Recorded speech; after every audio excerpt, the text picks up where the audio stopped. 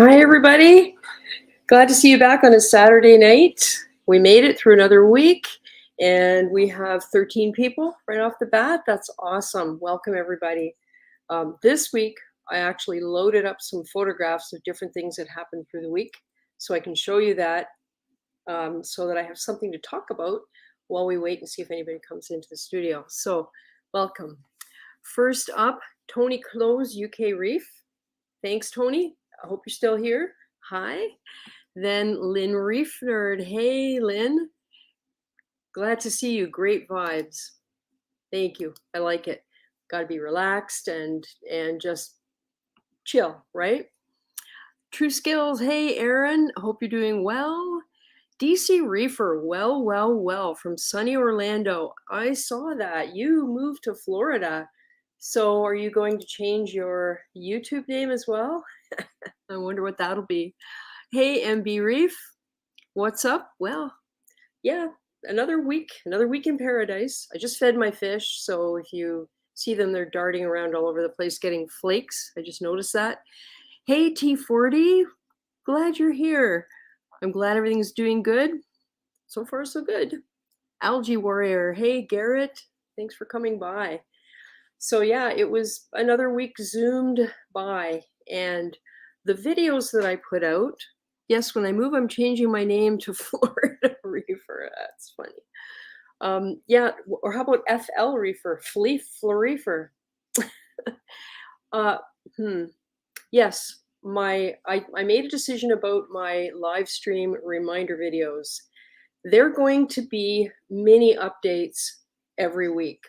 So essentially what I'm going to do is grab my little clips that I would normally grab when I want to do an update and string them together, and that will be a reminder. So it gives you something to look at, something to watch. I used to take them down to delist them after the stream was over, but I'm just going to leave them there because it's going to be kind of a record week to week of just stuff that goes on in the reef. I have a few pictures here tonight. As I said, I uploaded, and I've got other little clips that I've taken as things happen in the reef tank. And yeah, so hopefully that'll be a reason for people to check it out and maybe catch some more people who might be interested in the live stream. So we'll see how that goes. Thanks everybody for watching those. And I'm super pleased with the number of views this week has gotten, because really that's what I'm going to use going forward to stay up to date, because I'm terrible at getting these long videos out. Of course, something like our return pump cleaning, that'll be its own video, and there'll be other things that get their own video. But for updates, those 1 week, 2 to 3 minute videos, I'm hoping that will sort of keep everybody going along with what's happening in the reef tank. So we'll see. It's an experiment.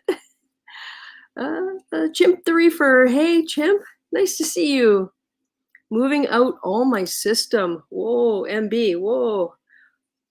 Upgrade? Is that what that is? Hey, Sean Clark. He's at a birthday party. We'll have to catch up later. Thanks for stopping by and saying hi. True Skills. Sean, put it on mute and put it back into pocket. Helps with analytics. Thank you, Aaron. That's true. I have to admit, I'm really bad at the whole analytics thing. And periodically I'll go, oh, I guess I should check this or that. And so I do.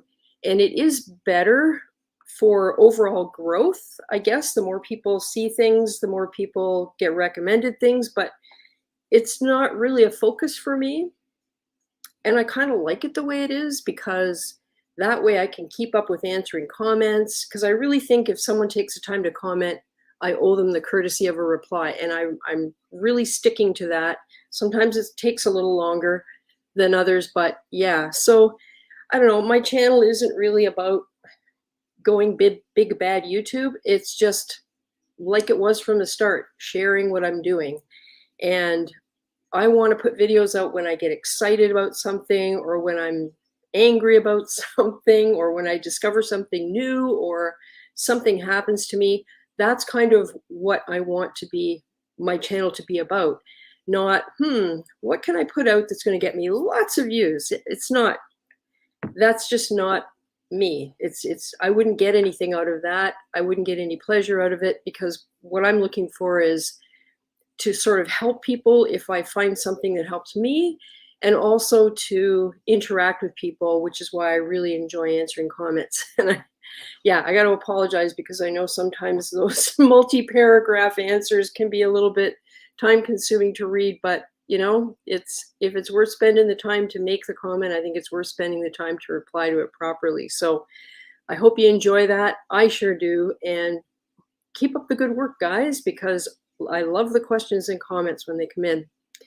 Wow, that really got off on a tangent, didn't it? Chimp the Reefer, DC, enjoy Florida. One less cowboy fan around here. Yeah. True Skills, quick question. How far are you from Fragbox YouTube channel? Yeah, Fragbox is in Toronto. Where we live now, they're roughly a 2-hour drive if I was to go there. It is in our plans to do a road trip. Fragbox was one of the first stores I ordered online from. Well, probably was the first store. And I would say 80% of the coral I had in my Red Sea tank was probably from Fragbox. I got away from online ordering for a little while because I had a couple of real problems, and it really wasn't anybody's fault unless it was mine for not really being detail oriented enough to manage my expectations. Let's put it that way. But now I'm back to it a little bit, and I'm enjoying it. My husband watches Fragbox TV, March, every night faithfully, or whenever March puts out a video. And I do watch them when I get time, especially if he tells me that I should watch because there's something of interest in there. I feel like he's kind of like my social secretary. So anyway, yeah. So Fragbox TV, his personality is awesome. His style of filming and everything, where it's all jumpy and here and there, that's just him. It's what he's like, and it really gets across what sort of a person he is. So yeah. Tony Close. Scrolling Montipora, losing color over 3 months. Parameters okay. Any ideas? What about potassium? I hate to keep going back on the potassium, but I seem to remember that was one of the first things that happened to Melev's Reef. When he started having issues with his tank, he noticed his Montipora losing color, and it wasn't until quite some time later he discovered the potassium was like sub 300. It was very, very low. It might even have been below 200. Potassium, I would also say light. When they don't get enough light, they pale out. So when they get too much light, they darken up. So when you start seeing them get really pale, I don't know whether maybe they're shaded by something. If it's scrolling, maybe there's an area that's not getting the light. If it's the whole entire coral, I don't know. Somebody once said, what was it? Was it lanthanum chloride? About Montipora losing color, that happened to them. Somebody else said it happened to them when they used a certain kind of salt. But if you don't regularly check potassium, I would give it a check just to see. Potassium is kind of parameter of the month to check, because there are a lot of variations in the makeup of our salt, and sometimes it's quite possible that it could be deficient. And if you don't do water changes, that's not a concern. But then if you don't do water changes, you're not going to get it topped up either. So I don't know. True Skills. I watch both of y'all all the time. Oh, that's cool. Thanks. Yeah, March is hugely entertaining. I've not met his new staff. When I was going to the store probably once or twice a year regularly, maybe a couple of years ago, it was pretty much March and one other person, and I didn't know who the other person was. And since then, it's really great how much he's grown, and that he has staff members now, because it allows him to grow even more and kind of communicate what he's doing in the store, and what corals he has and the kinds of stuff he gets up to. So yeah. Mind you, my local fish store, my LFS, is Big Al's in Kitchener. And I have to say, as far as their marine section goes, it's really impressive that how much it's changed.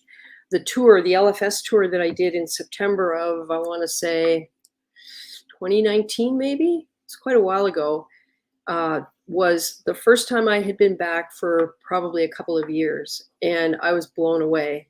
And now it's even expanding more. They're doing huge renovations in the store, and I just find them excellent to deal with. They've got your back as a customer, and yeah, it's a great place to go. And I can go there in person without having to drive for 2 hours, and that makes a big difference these days. Tony, thanks. Yeah, it's a place to start anyway. I keep my potassium somewhere between 415 and 420. And I know the test only goes by tens, but what I find is if it changes color slightly at drop number 10, and then I have to, or is it drop number 8, but not all the way, and then I put in drop number 9 and it changes completely, then I take that to mean it's halfway between 8 and 9, which I think is probably 415. I don't remember specifically right off the top of my head. Any other questions? What else happened this week? Let me look for some of these pictures that I've uploaded here. What's this one? Oh yeah, so we were talking about branching GSP, and mine had its polyps in. So I took a picture of it to see how big it is. And that branch that you see there was lying down when I got it. So it was kind of, it looked like a tube that was sort of laying horizontally across the rock. And so that's the one that started to grow upright. And you can, when all of the polyps are out, you can see the end, the tube end of it, and how it looks. And then the rest of it is encrusting out on the rock. And I expect any time that's going to start also shooting branches. So it's in an open space now, where kind of right there behind the front rock. And so when you stand and look in the tank, you can look right down at it, and it really seems to like it. It's not a whole lot of light, but it is directly under that front panel light. But the front panel light is my blue channel only low light area. So yeah, so we'll see how that goes. What else we got here? It looks like something. Honestly, Lynn, when I took that picture, I was looking for angles where it didn't look like something, and they don't exist. It just so, yeah, it does look like something. So, indeed. Hey, Hector, Calypso's Reefs is here. Yay! Oh, I'll join you, but I got to charge my phone before I join up. Cool. All right, Aaron. It's been a while since we saw what you've got going on, so it'd be cool to see that. Yeah, Lynn.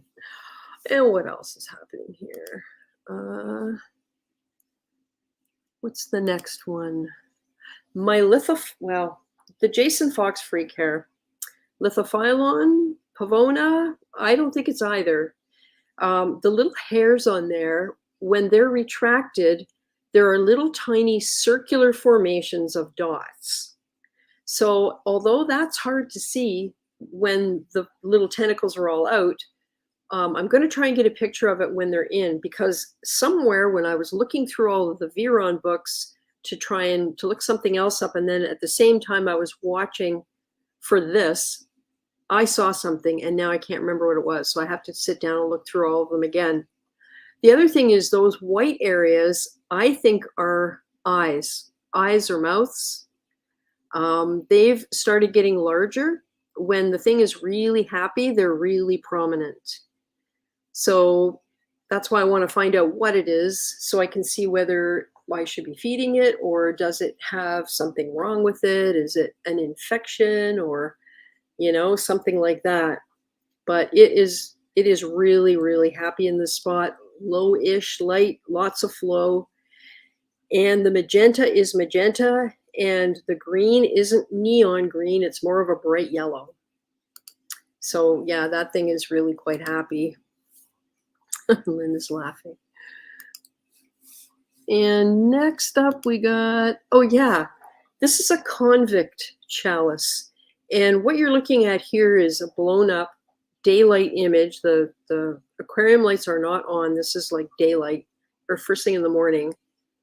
And It has a few mouths. The mouths on this aren't contrasting like they are on some types of convict chalice. There's a couple color morphs of it. And this is one I got from Fragbox that I almost lost in one of the shipments that got delayed by the courier. And it was looking really, really pale and skeletal. I thought I was going to lose it, but I just, nurtured it, put it somewhere I thought it would be able to handle. And now it's doing great. So top to bottom, this is probably under an inch, and it's probably about maybe 3/4 of an inch wide. But this is about double the size it was when I put it on here maybe a month and a half ago. So it's a slow grower, very low light, but it is growing. So I'm super pleased about this one. I've been debating doing, like, how YouTube has these shorts now, and I'm not sure, I think they are under 60 seconds, but I've been debating doing a series of shorts with coral stories. Like that, for example, it has a story behind it. And the interesting thing is the moral of the story is when you get something you think is dead, don't discard it, try and nurture it and see what you can do with it. And I know we talk about that with certain other corals all the time, like never throw away a plate coral skeleton and that sort of thing. But I was just thinking that a series of shorts on the corals that I have might be of interest, because most of them, I'm sure as with you guys, they have a story behind them. You remember where you got them. You remember how you got them, how they did in your tank. Even corals that you don't have anymore that maybe didn't make it, there's still a story. There's still something to learn from that. So I'm seriously thinking about that, because there's so much in a reef tank that's so hard to communicate, and that makes it so interesting. So I don't know, maybe some feedback about if that's something people would be interested in. I would take the time to do that, because there'd be, like I said, something you could learn from it maybe. NSB Reefs, hello. True Skills looks like 4 or 5 heads. Yeah, that's kind of what I was wondering. It's an encrusting coral, but is it going to get branches? Like, or is it going to start these bumps going to start growing? Because that started out as a thumb size piece, just on a frag plug, and I put it on a rock. So it's now covering the rock, and it's starting to shoot out the back towards the light. So I don't know. It's one of those things where I guess if I can find it in a book and maybe read a little bit about what a colony looks like and where it comes from, so I know I'm giving it the right conditions, maybe I can find out more about it. Okay, what else have we got here? That was the lithophyllon. Where's the chalice? Oh yeah, my urchin. Yeah, this is the blue tuxedo urchin, and I'm pretty sure what he has is all empty shells, because I watch pretty carefully. If I see any legs poking out of there, I try and remove them. But this guy this afternoon was actually on the sand, crawling around with all this stuff on him. So I didn't think they went on the sand, but I guess maybe they have to get from one rock to another, where they're, so how do they get to the rock island in the middle? Probably on the sand. But yeah, when I saw him on the rock here, covered with everything, it was just so weird. And then finally, this is the big news this week. Last night I put in 32 ounces of 2 different kinds of pods. And what I think is special about these pods is I got them in Canada. So anyone listening who's looking for pods for your system, you can get them in Canada. Used to be Canada Copa pods. I haven't had any luck getting in touch with them recently. I have no idea whether they still exist, whether they still fill orders, and I don't want to take a chance if they're defunct. I did send in a couple of questions, and it lands on Zendesk, and then nobody ever gets back to you. So I started looking, and I came across these, and these I got from J&L Aquatics out in BC. I think Richmond, I want to say Richmond, BC, Vancouver area. I order a lot of my stuff from JNL, and the service is outstanding, and they have a flat shipping rate. So none of this, it'll cost you $25 to ship something. It costs you $9. It might be 10 by now. I haven't actually checked recently because I usually get enough for free shipping. But that's one of the things that drew me to them in the first place, because if you're looking for a single product that's going to cost $25, but you need it and you have no way of getting it in person, so you have to get it shipped, that's when the shipping cost really, really matters. And that's what drew me to them, because they had the best shipping. And considering that's cross country, they have to send it. It was really worthwhile for me. They carry a lot of stuff.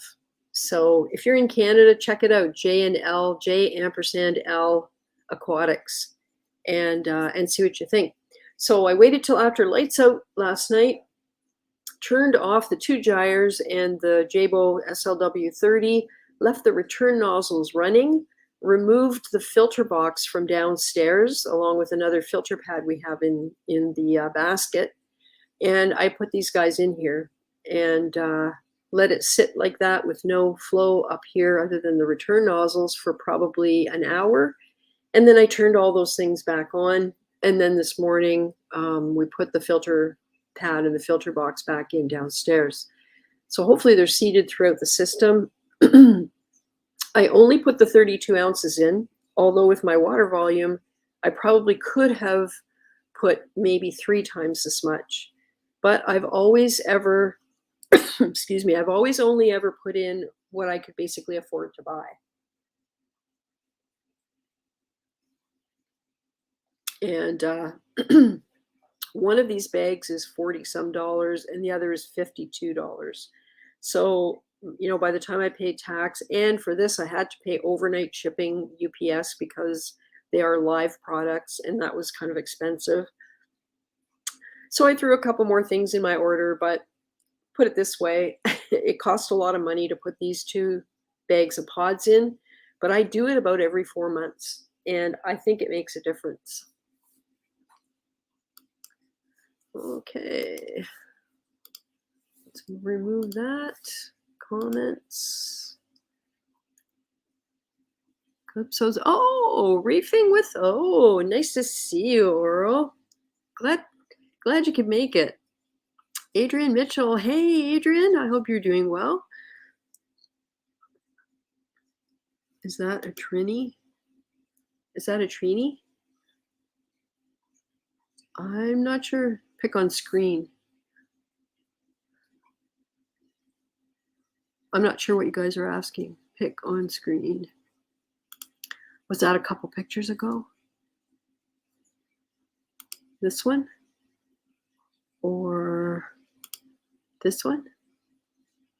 Or this one? Or this one?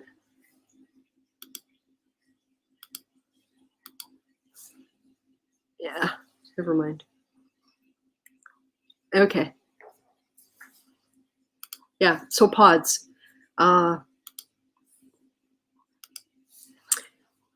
think it was Garrett last week that was talking about BRS, Ryan from BRS Talk at MACNA, regarding the 15 things he learned in the biome cycling test with the 12 tanks. And watching that, I fell asleep partway through, but it's because I was wrecked. I was so tired. I couldn't keep my eyes open, but I'm going to watch it again because I saw probably the first 20 minutes, and then periodically I would wake up and try and watch and fall asleep again. But anyway, that's old lady talk. I'm going to watch it again, but what I got out of that, just from the bit that I did see and was cognizant enough to pay attention to, was the role of the microcrustaceans, the pods in our systems, and the role that they play, not only in maintenance, but also at the very, very beginning in managing and processing waste. And I've done the pod thing since the beginning with the system. I I had put some of, but they were Ocean Nutrition because that's all I could get at the time back when I was trying to get hold of somebody at Canada Copepods to get some advice about should I seed my 265 gallons or should I wait and do the whole 600 when everything's up and running. And I just couldn't get hold of anybody. So I went with Ocean Nutrition and I seeded downstairs the 265. Then when the water went in here before any livestock, water, sand, rocks, I seeded again. And what I did last night is probably the third time that that's the third time this tank has been seeded, right at the beginning. And then I did a little bit more of the Ocean Nutrition live stuff. And then I put these different ones in last night. So part of me wonders whether that contributed to the fact the only issue I had was on the sand with the grunge on the sand, cyano or whatever it happened to be. I honestly, I think it's still cyano. And nothing else. I didn't have any issues with nuisance algae, none of that stuff in this tank. The rocks were cured, yes, but nothing else. And I put pods in. So I want to watch the rest of that video and just see whether that is what would have helped and contributed to being able to get this far. So March, April, May, June, July. So 4 months in since I started putting livestock in here and really not have those kinds of new tank issues. Hector's in here. I'm going to bring Hector in. Hey, Hector. Hello. How you doing? Good, good. You? Everything good. Everything good. Good. Yeah, here checking, testing. Testing. Cool. I'm just going to read a few more comments while you're, Garrett, the amphipod eating dinoflagellate was I know, right? Like the microscopic thing, that I did see that. I do remember that. That was very cool. Yeah, finally they're attacking the ugly stage. I know, we needed right? that. Yeah, very interesting. Very, very interesting. Yeah. So I should put my filter on here again. Even though it makes me look orange, at least you can see the tank. Let me see if I can do this. It's coming along beautiful. Oh, thanks. Yeah, I'm super pumped about it because let's see. Oh, what did I just do there?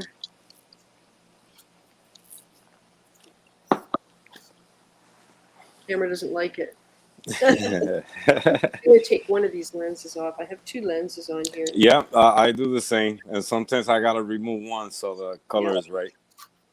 Yeah. I also got the little, like the shaded one, like the black one. Oh, yeah? I even got that one on. Yeah, see, that one doesn't. Well, that does nothing. Yeah. I forgot who told me to use that black one, and it will take away something. I don't know. I think that's the glare, the polarizing one. That off the surface or something. Yeah. Yeah, the whole optic visual thing with the tank, I still have to work that out. I have to get the right program for the lighting. Mm-hmm. Well, that's better. Yeah, and camera nowadays are so sensitive. See, now they pick up every color. Yep, and now it's doing the thing where it's like really dark. The tank looks better. There, just don't look at me. So yeah, it's I'm seriously thinking about looking for a different kind of recording device, whether it's a camera or a different phone or something, because I'm not super happy with what I can capture with video. I can't get the colors to match. No matter what filters I put on, no matter how I set up the lights, I can't seem to get what I see through video. Yeah, I get that problem a lot with phones, depending. Like my old phone, I remember the first time I used it, it was beautiful. And then I don't know what happened. And the same thing with this one, sometimes it worked nice and sometimes it just, Sometimes I think it's an update on the phone. Yeah. Change the software. So what happens is it ends up doing things for you because it thinks that that's what should be done, but it's not what you want done. It's not what you want. Yeah. So I don't know. I don't know. Adrian Mitchell, how do you deal with hinges rusting in the sump? The first thing I've heard this discussed before, the first thing people say is get the highest quality stainless steel that you can. And my thing, what I would suggest is if it's not going to be in contact with the actual water anywhere, which it shouldn't, I would put a coating of something on it. Like petroleum jelly, like Vaseline or something like that, because it's the salt creep. When I have this computer in here, and when I'm not doing the live stream, it's covered. It's turned off, so the fan's not drawing in the salt air, and it's completely covered. Because otherwise, I'm sure with inside a month it would start rusting. Oh yeah. It's scary. Yeah, it's called planned obsolescence. Yeah, no kidding. So Hector, this looks beautiful. Is this Thank you. DNT tank right here? No. Well, the main display, the DNT's over here now. It grew. It sure did. Wow. What is it? Yeah. Like is it a 45 or a 40 now? Another 40. Yeah, another 40. And you got the 40 and the 60 now? No, it's still the 40. Oh, jeepers. Yeah. That's good. Yeah, I just made the decision to make it bigger because I was running out of room already. So I took a bunch of corals, put them in the 60 downstairs. But they're all gonna go to a school over here. They study saltwater. Yeah. So I was supposed to go there today. Wasn't feeling too good today.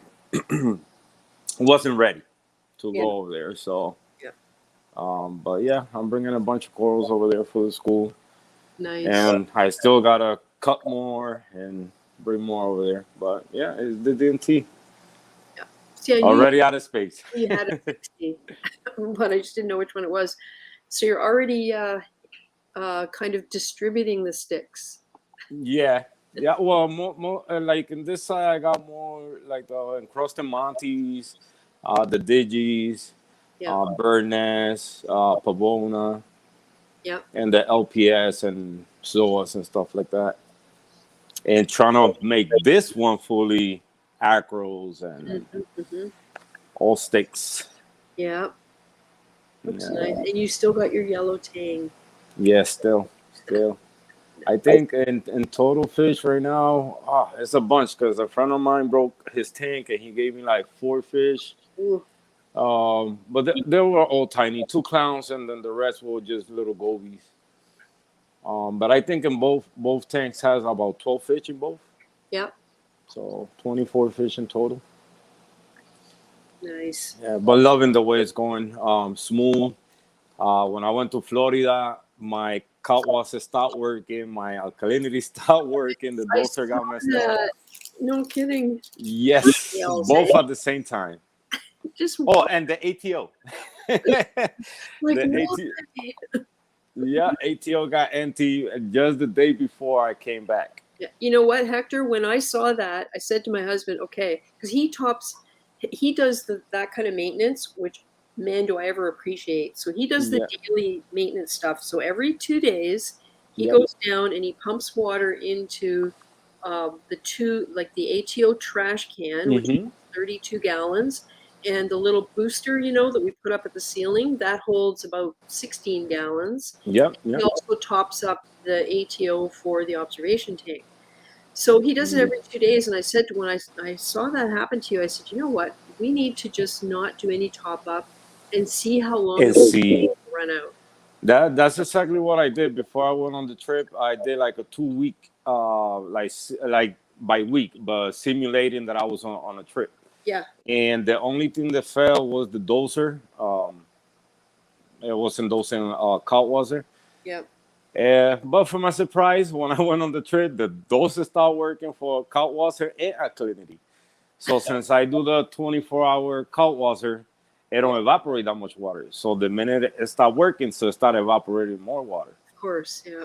So when I came and tested salinity, it was super low. But I guess, you know, since there wasn't a lot of people in the house, pH stayed stable, Yeah. and nothing happened. Thank God, nothing. And And then, like in a week period, I brought it back up. I sometimes think when it drops down like that, because it happens over a period of several Yeah, days, right? yeah, yeah. And it's just like everything isn't getting quite enough to eat. I think that's Hmm. easier to handle than if you get a dump in Yeah, yeah, all at once. you know. Yeah. Yeah. So I think, you know, minus me putting my hands in the tank and all that. So I think, you know, the tank survived those couple days, and then the alkalinity and all that. Yeah. But Yeah. fix it right away. I'm gonna tell you, the doser I got for, or that I was using for the cow water, the coral box. Oh yeah. Not good, not good. Already two heads are not working, Wow. and the J bow that I have already for 10 years is still working like a champ. I didn't I say that last week on Yep, the stream? Like I, yep. like in a whisper. Yeah. By the way, my GP4 is still working. Like I have to take that thing apart and clean it because we stopped using I have two, and we Yep. stopped using one, and it's in quite a mess. I'll take a picture of it for next week. It's pretty bad. But anyway, what can I say? I bought it in 2015 Look at when I that. first started dosing. I saved up the money, and because it was, even then it was like $100. It's still Mm-hmm. cheaper than all the others, Yep, yep. and you just, if you do the maintenance, you get the years out of it. Yeah, yeah, yeah. And right now, like when I bought it, I think I had it for like 3 years not using it. And Yeah. the minute I started using it, I never fell on me on nothing. Yep. And right now it's working. And I got now alkalinity and cut water working from that doser. Yeah. And the other one is the only two channels on the other one is those in calcium and magnesium. Yeah. And what did you say the other one was? A cobalt or Coral box. coral box? Oh yeah. Yeah. Is that the rebranded Camor? Probably. Is that what that is? Yeah, because I know that they took on the Camor Okay. distributorship. Yeah.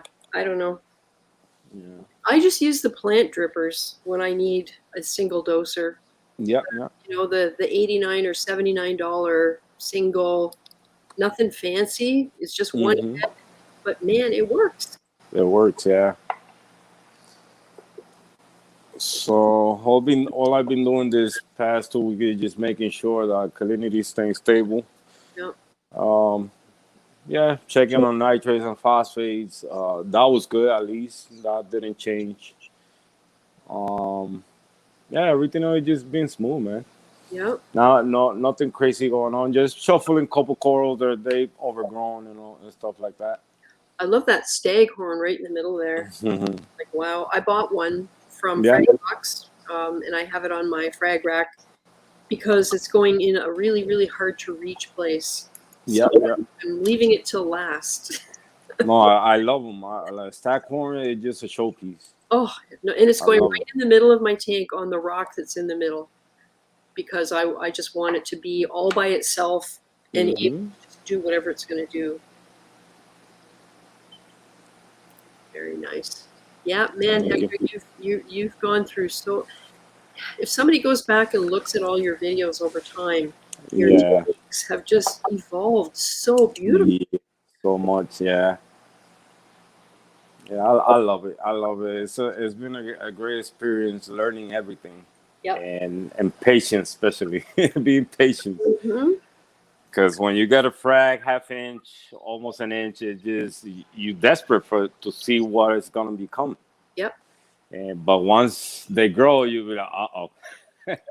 Now what? Yeah. And that's where I'm at right now. Like, like, because when you got a plain rock, you start gluing corals everywhere. Once they start growing, forget about it. It's a crazy mess. That's the hardest thing. I was determined there's no way I was going to crowd my corals in this tank. And so far, the closest ones are probably 5 inches away from each other, which is still probably too close, but it's better than how I used to do things, right? Yeah, yeah, yeah. And you're talking about waiting for something to happen.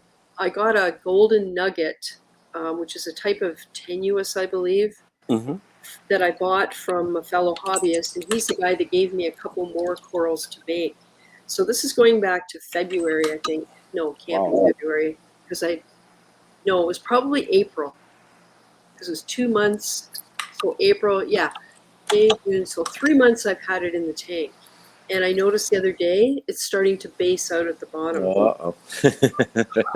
Thrilling. Like Yeah. it's when you Nice. see that, it's like, whoa. Yeah, when you start seeing that, it's just gonna take off. Yep. DC says Hector tank is so nice. It Oh, is. thank you. Yeah, it's so amazing now. Before I was skeptical and put a new frags because being scared that they're gonna die. Now I'm confident that I could throw anything in the air and it will survive. Anything I frag, like within days, you could see them encrusting already. Yep. So it's just amazing how stable the system is. Yep. And really, that's the takeaway: stability. Yeah. Stability. Still here and there, I got this little cyano or maybe diatom patches here and there, but Yep. that's about it. Yep. Oh, hey, Kathy B. Glad you could make it. Yeah, the cyano, I still have it along the front. And I was doing some more reading, and I'm thinking to myself as I'm doing this reading, okay, if it was parameter related, it would be everywhere. Yeah. So it has to be flow related. Flow related. Yeah, I think like me right now, that's what's going on.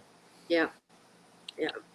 And I got 4 power heads in there: 2 MP10s, 2 J-Bow, 20, and still not enough, I guess. Not enough. Targeted. I mean, when you have it on the sand, what do? Blow a power head against the sand? No. No, yeah. You can't. I mean, you can, yeah. Sandstorm in your tank. Mm-hmm. You have to find a way to sort of move the water across it without moving the sand. It's so hard. What I've been doing is just playing with the settings, or kind of like slightly moving them a little bit position to see if it goes away. So far, today I haven't seen it. So yesterday it was there, but today not at all. And I didn't do nothing. I just moved the fan a little bit, and today it's not there. Nice. Like really light, but not like a patch that you can tell from far away. Yeah, I have 2 power heads on the side of the tank, about 6 inches from the bottom, and they're Tunzi 6015s. So they're just the regular power head, one setting, turn them on or turn them off. But the nice thing about them is they're in one of those C-shaped brackets that you can rotate them not 360, but you can rotate them 180 degrees in any direction. You can aim them wherever you want. So I have them aimed pretty much horizontal. I think what happens is they hit the front glass and it curls back down because the cyano only starts about maybe halfway back, and it's not that bad. So the water's moving. So it's moving, I'm thinking if I can move it down maybe another half inch, maybe it'll be enough to catch it going forward as well as back. I don't know. Yeah. It's that kind of adjustment. I know what you're talking about, where you have to play with it a little bit and see if you can just pick up that spot. And then you don't want to take them out to clean them. Yes. Because then you can't find it again. Yeah, that happened to me the other day, right? So I started moving this one to take care of Zayano, and now I'm getting this spot here. Yeah. And before I wasn't getting that, so I said, you know what, I'm just gonna leave it like that. Exactly. Let everything do. ATF in the house. How are you? Another thing I did too was remove the big Monty colony I had in the back. I removed that one too. Yeah. I put in the system downstairs and placed a new rock with more cave system so water can flow through it. Yeah. I think that's helping a little bit. Yeah. DC says for the first time in his life he's going bare bottom in the display. Nice. Yeah, I have the observation tank is bare bottom, and I like the sand. I only have an inch of sand in here, except right in the middle where the fish have been messing around with it to make caves underneath things. Yeah. It's along the edges. It barely covers the Eurobrace, and that's fine because I get to look at it, and it's not going to create any problems for me. Yeah, when I did the system at the beginning, I started with the bare bottom, but no, I wasn't gonna be a slave or cleaning that detritus. No, no, no, no.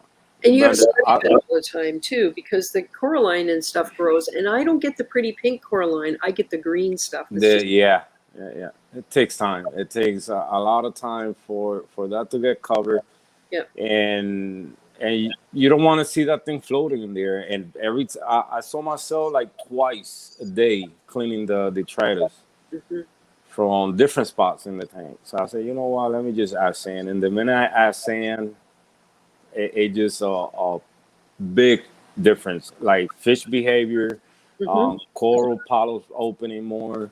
yeah, It was a total like a lot of the reflection from the light and the sand and all that. It was yeah. way better, way better. I found since I've been fluffing the sand, I've gone back to my habit of twice a week or every other day or 3 times a week, whatever it happens to be. But I try to do it no more than every 2 days, Yeah. like no more than a 2 day gap, and fluff it up. And all of that turbid water, you're right, like the polyp extension is unreal. The Mm-hmm. tentacles come out. It's Yeah. just crazy. It's like something in the sand that they like. Yeah, Whether it is the detritus, whatever is in there, they love it. it's the Bacteria, food. maybe. Yeah, before it turns into nitrate and phosphate. Mm-hmm. Mm-hmm. It's in a format maybe where they can eat it. Oh, Sean Clark is back now. Huh?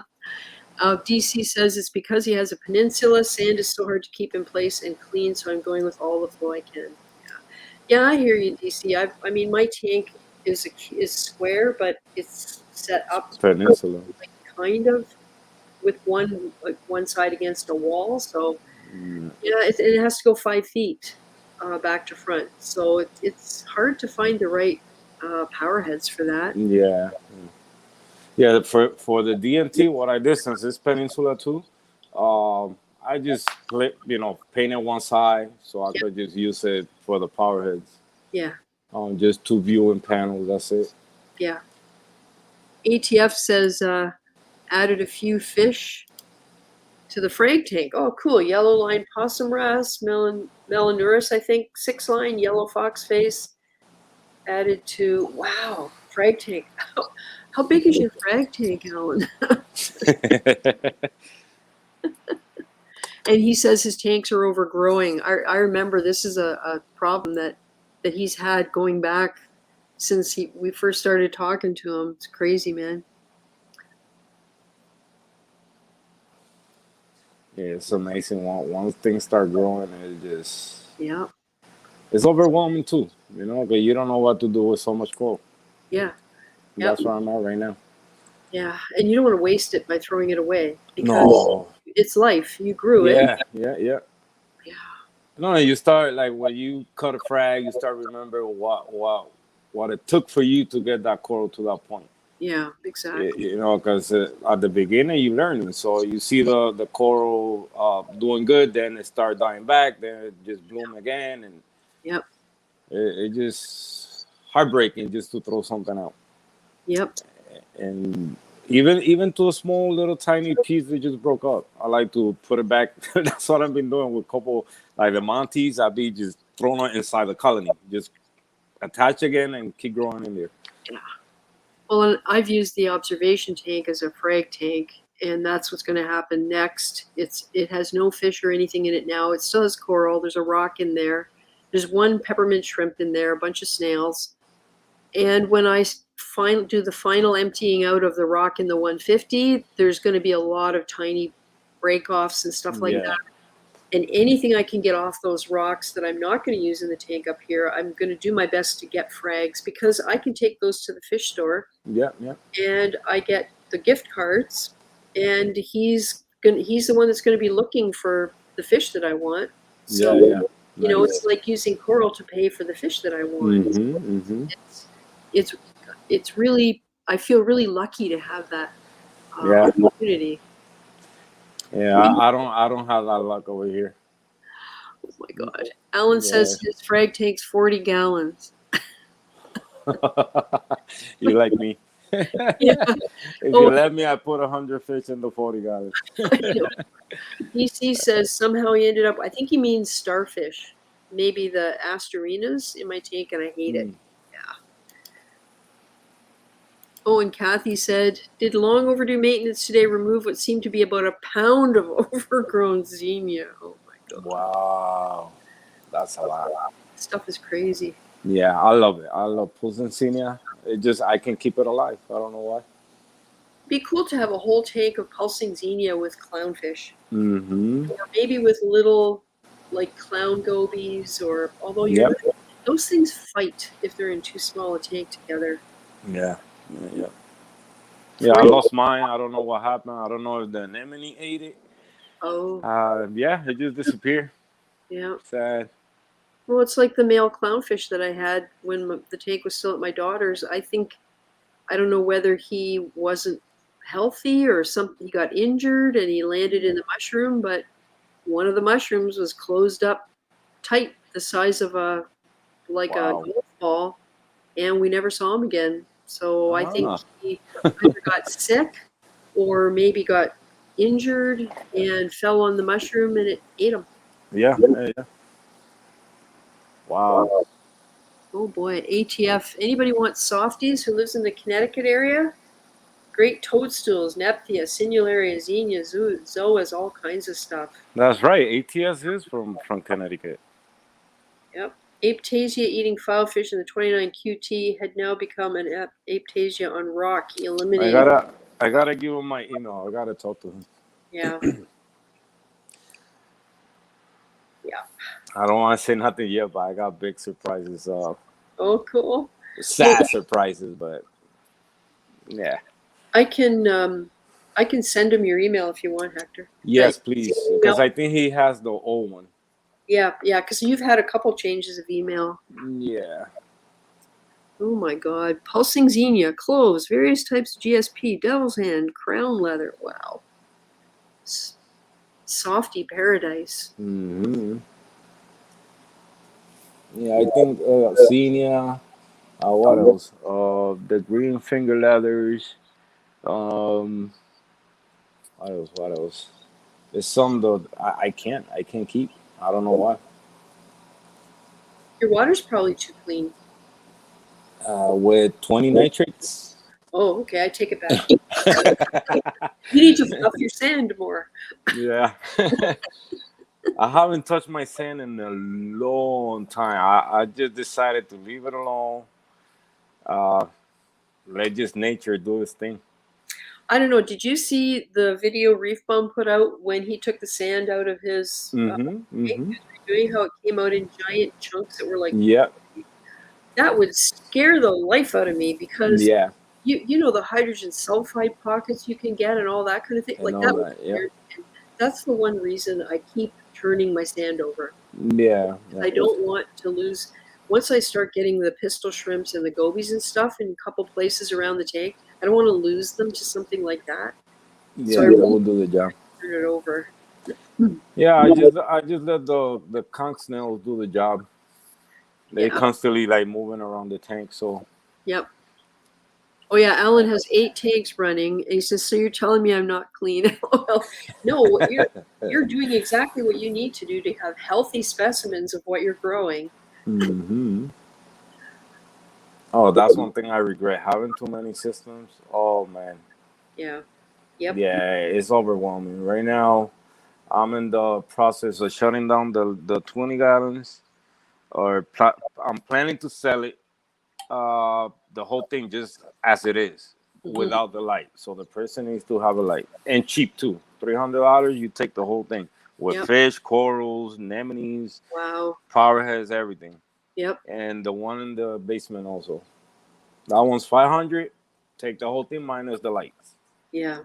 You know, because it's too much. It's too much. I caught myself when I'm focusing one, the other one just go downhill. And there's only so many hours a day.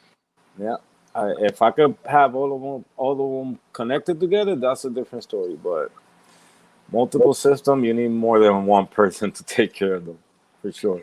You do, and you never feel as if you're doing the right thing for all of them. Yeah. I try to do the same thing in the system downstairs. Nope, it didn't work. Probably because it was new. compared to this one, that's more mature. Yep. Right now, things when I make that decision of okay, I'm gonna get rid of it. Now things are looking better, like always. Of course. Yeah. So now the soils are opening, corals are staying healthy. So now I'm in that against the wall. Okay, should I get rid of it? What should I do? But no, I'm just gonna keep this system here. It's about 80, 90 gallons, and maybe 80 gallons water volume. That's good enough.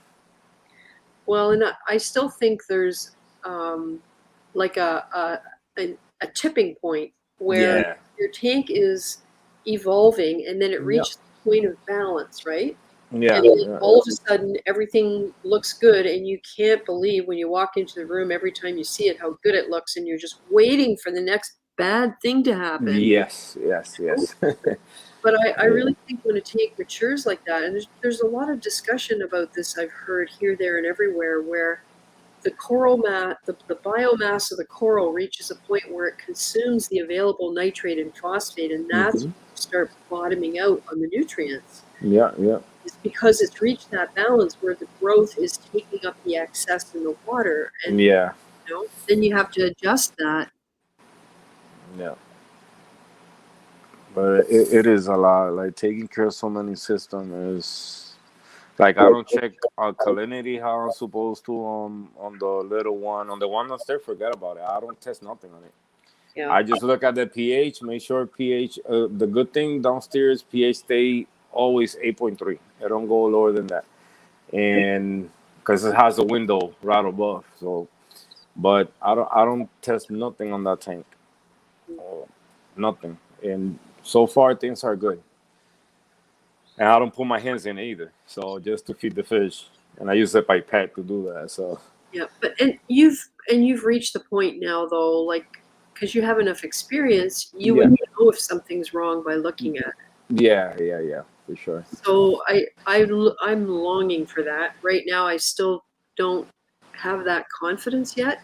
Although I Hmm. am starting to learn a little bit. For example, one of my Montipora, that I think it's called devil's fruit, I think I've seen it called, has really weird polyps and it's got an odd growth pattern. It's very bumpy. And it started to get super, super pale. And when it was downstairs in the other tanks, it was like almost a burnt orange color.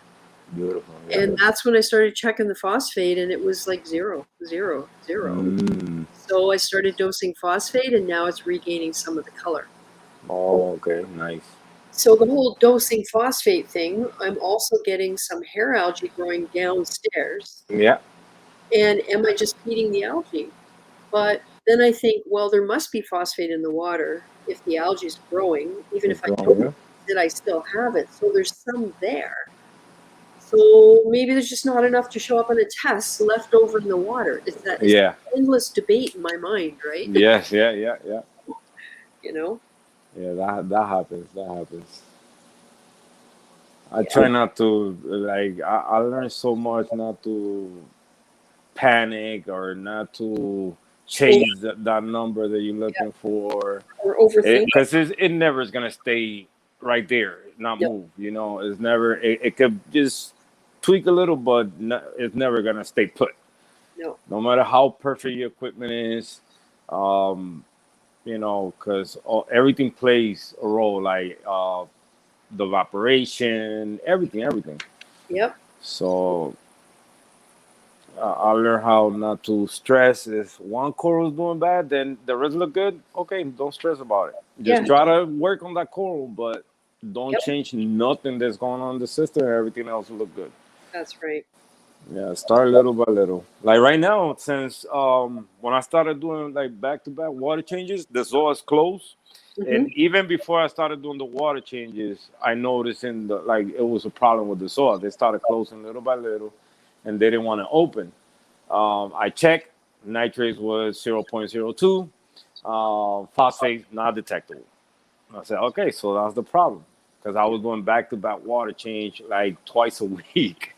Um, I said, you know what? Let me stop. Let me bring them up little by little.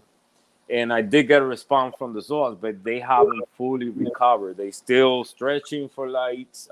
There's a couple polyps open. They're not dying, but they're not opening either. So it's been more than a month already since I fixed the levels. But I'm not stressing it. If they want to survive, now they got the right parameters that they need. It's up to them from there. I'm not gonna stress about it. Because some are doing good, and it just those that close, those are the ones that I want to get back to health. So it's weird, to see some doing good and then the rest not doing good. I know. And stuff like that, you can't always put that down to just light or flow. Yeah. Sometimes it is a parameter that they're not getting that they need. Yeah, because they look at this. They super happy. Super happy. Yep. You come over here, all the poly super happy. Yep. But then you come over here, the ones that close, they don't want to open. Yeah. And I even said, I got so mad that I threw them on the back of the ride. You know what? Stay over there. You open whenever you want. That's how mad they got me. Yep. But I probably what I'm going to do, since the one downstairs, it was behaving the same way, I'm going to bring them to the tank downstairs and see what happened. Maybe that's what they need. Higher temperature, because that's another thing downstairs, since there's no AC. Yep. Oh my God! Yesterday, the day before, 82. Wow. And I left it like that. I didn't put nothing to cool the tank down. I just opened the basement door and let the cool from up here go downstairs. Yep. And it did finally went down. I have a fan 24/7 blowing on it. But since it got more hot, this was opened up. I said, what the heck is going on? So it's not that. so it's nothing with the level. So the heat fixed the situation. Yeah. I guess I got to make this one heat up and see what happened. Yeah. Right? Because you never know. It's true. And there could be 9 other things going on too that you don't know about. That I don't know about, yeah. You just don't know. It's so frustrating, but I just let it be and let them do whatever they need to do to get back. I'm even those same trace element or minor elements, the replenish. Yep. And that seems to be working for certain corals, but not for the zoas. So I guess it's not that. Well, what about, did you talk about iodine a while back? I do. I still do. But just not that much. I don't want to go crazy with it since I don't test for it. Mm-hmm. I haven't run ICP test since the first one that I ran on the system, so I haven't done it again. Because I don't wanna. That's another thing. I want to go more by visual in my maintenance, schedule with the system. I don't want to go by numbers. Yeah. For what ICP test? Oh, you lacking in this. I don't know, because that can trigger some other problems, Mm-hmm. And I've seen that happen a lot with a lot of reefers where they start messing around with the trace elements and things get out of whack. We don't know enough about exactly that stuff. We just don't. And even if you look at the product and dose it according to what the directions are, mm-hmm. I ran into this problem. You buy 3 products from 3 different manufacturers because somebody says how great they are. Mm-hmm. It's the same thing. So you end up dosing because nowhere does it say what's in it, or say if you're dosing this, don't use that. That kind of guidance isn't usually on the labels, and it should. Oh, we don't know. One thing that we don't know is how much each coral is consuming from each element. No. So. Oh, it's so true. Yeah. So it's something we don't know. Why mess around with it? So I try not to not watch too many videos about those stuff, because I found myself watching videos and then I go order the bottle and start dosing the tank without knowing what's gonna happen. Yeah. So I stopped that. Look, like when this was, I would say about 2 years ago, I believe, when they started talking about the flatworm issues. BRS was having with a tank. Yep.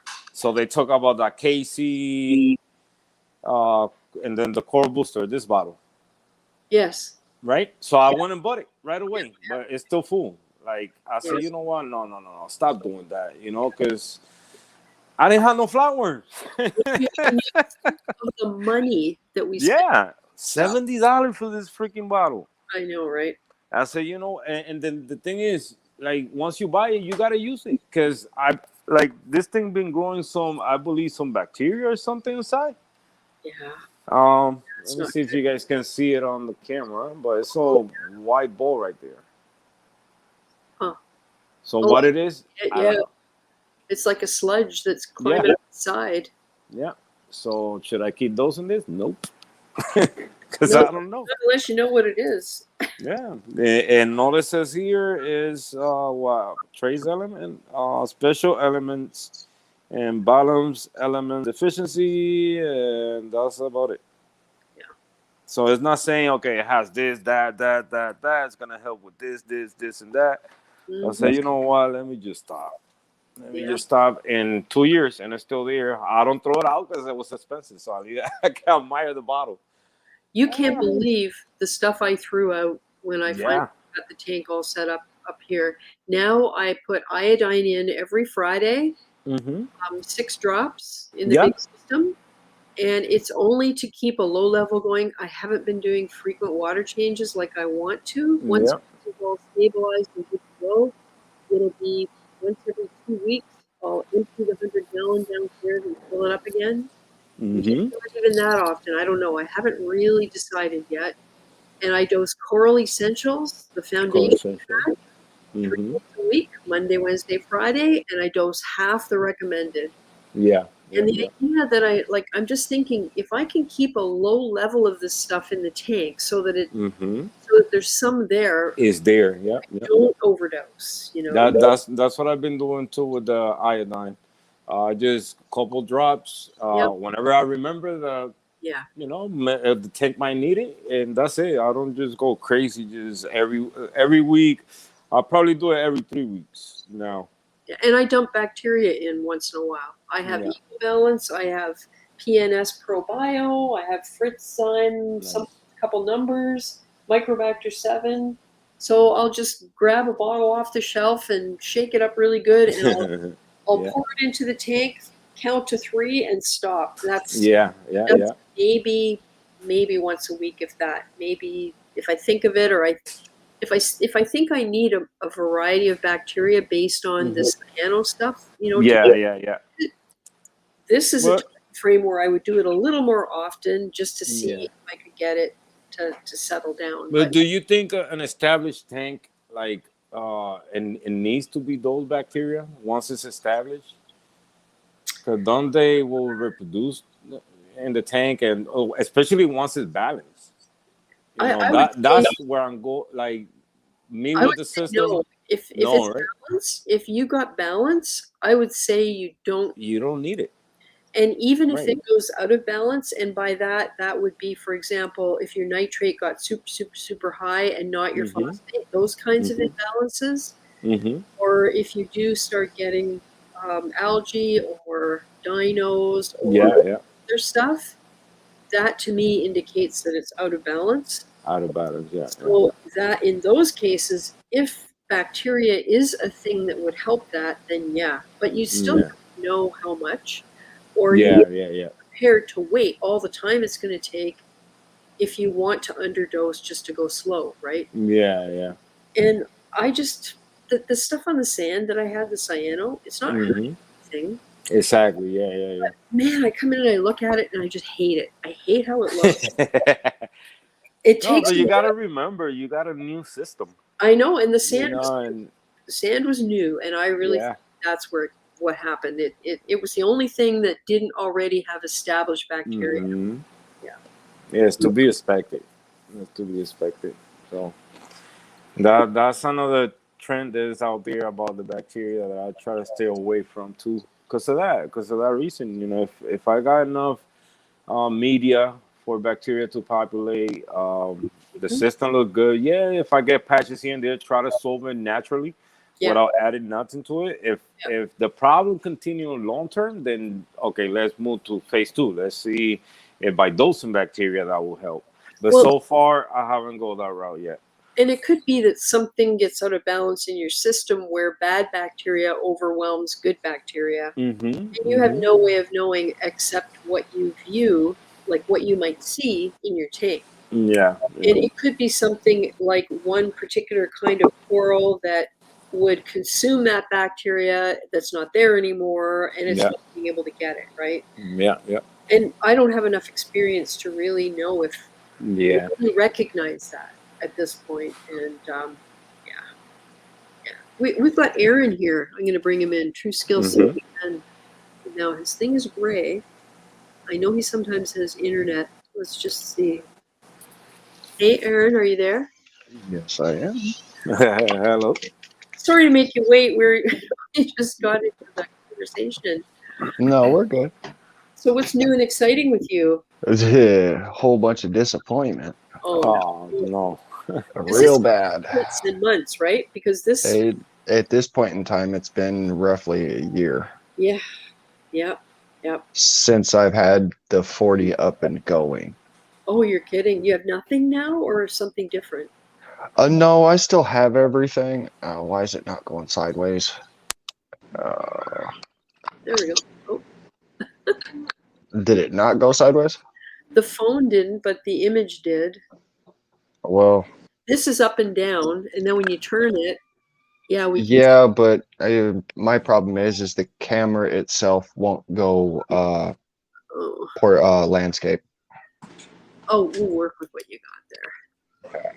Well, for the problems at hand, got lots of blue.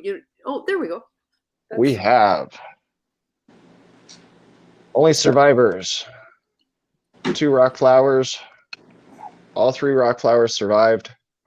The dragon sulfavia is in the process of just reseeding. I tried to pull it out of the light and it just got worse. I had it in the light and it got worse, so I don't know what to say. I have a serious bloom of snails. Oh my goodness. Oh yeah. They're everywhere. And I mean they're on this side too. What kind of snails? They're big. Like usually you see those little conical ones, but the 2 big ones that I have in the tank are these guys. Yeah. And they're just your black-footed trochus. Oh, why can I not find him on the camera? There he is. Yeah. But all these, that one, this one, all those, these are all babies moving about. Like even the one right here on the other side. All babies moving about. They look like baby trochus. Yeah. I've heard trochus do proliferate, or they can. I've never had it happen. I grew one. I grew one from a baby to an adult. Just one. That's it. I'm trying to get it to focus on it. It's this one. It's one of the bigger ones in the tank. It's. You probably be my snail supplier. Right here. Oh yeah. I mean, it's hard to find on that side, but if I go this way. Yeah. He's rather big. Yeah. Wow. But Jiminy Christmas, give me 1 second. Technology, you gotta love it.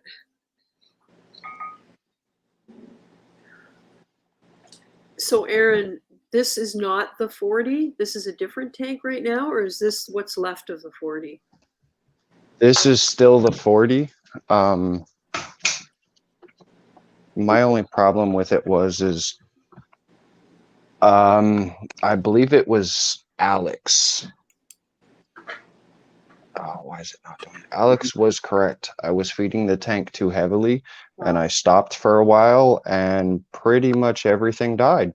Wow. Except for softies. The sailfin tang died. All the chromies I've put in this tank have died. I grabbed 2 urchins to help with the algae problem. And they have yet to attack any of the algae on the mushroom rock. It's still algaed over.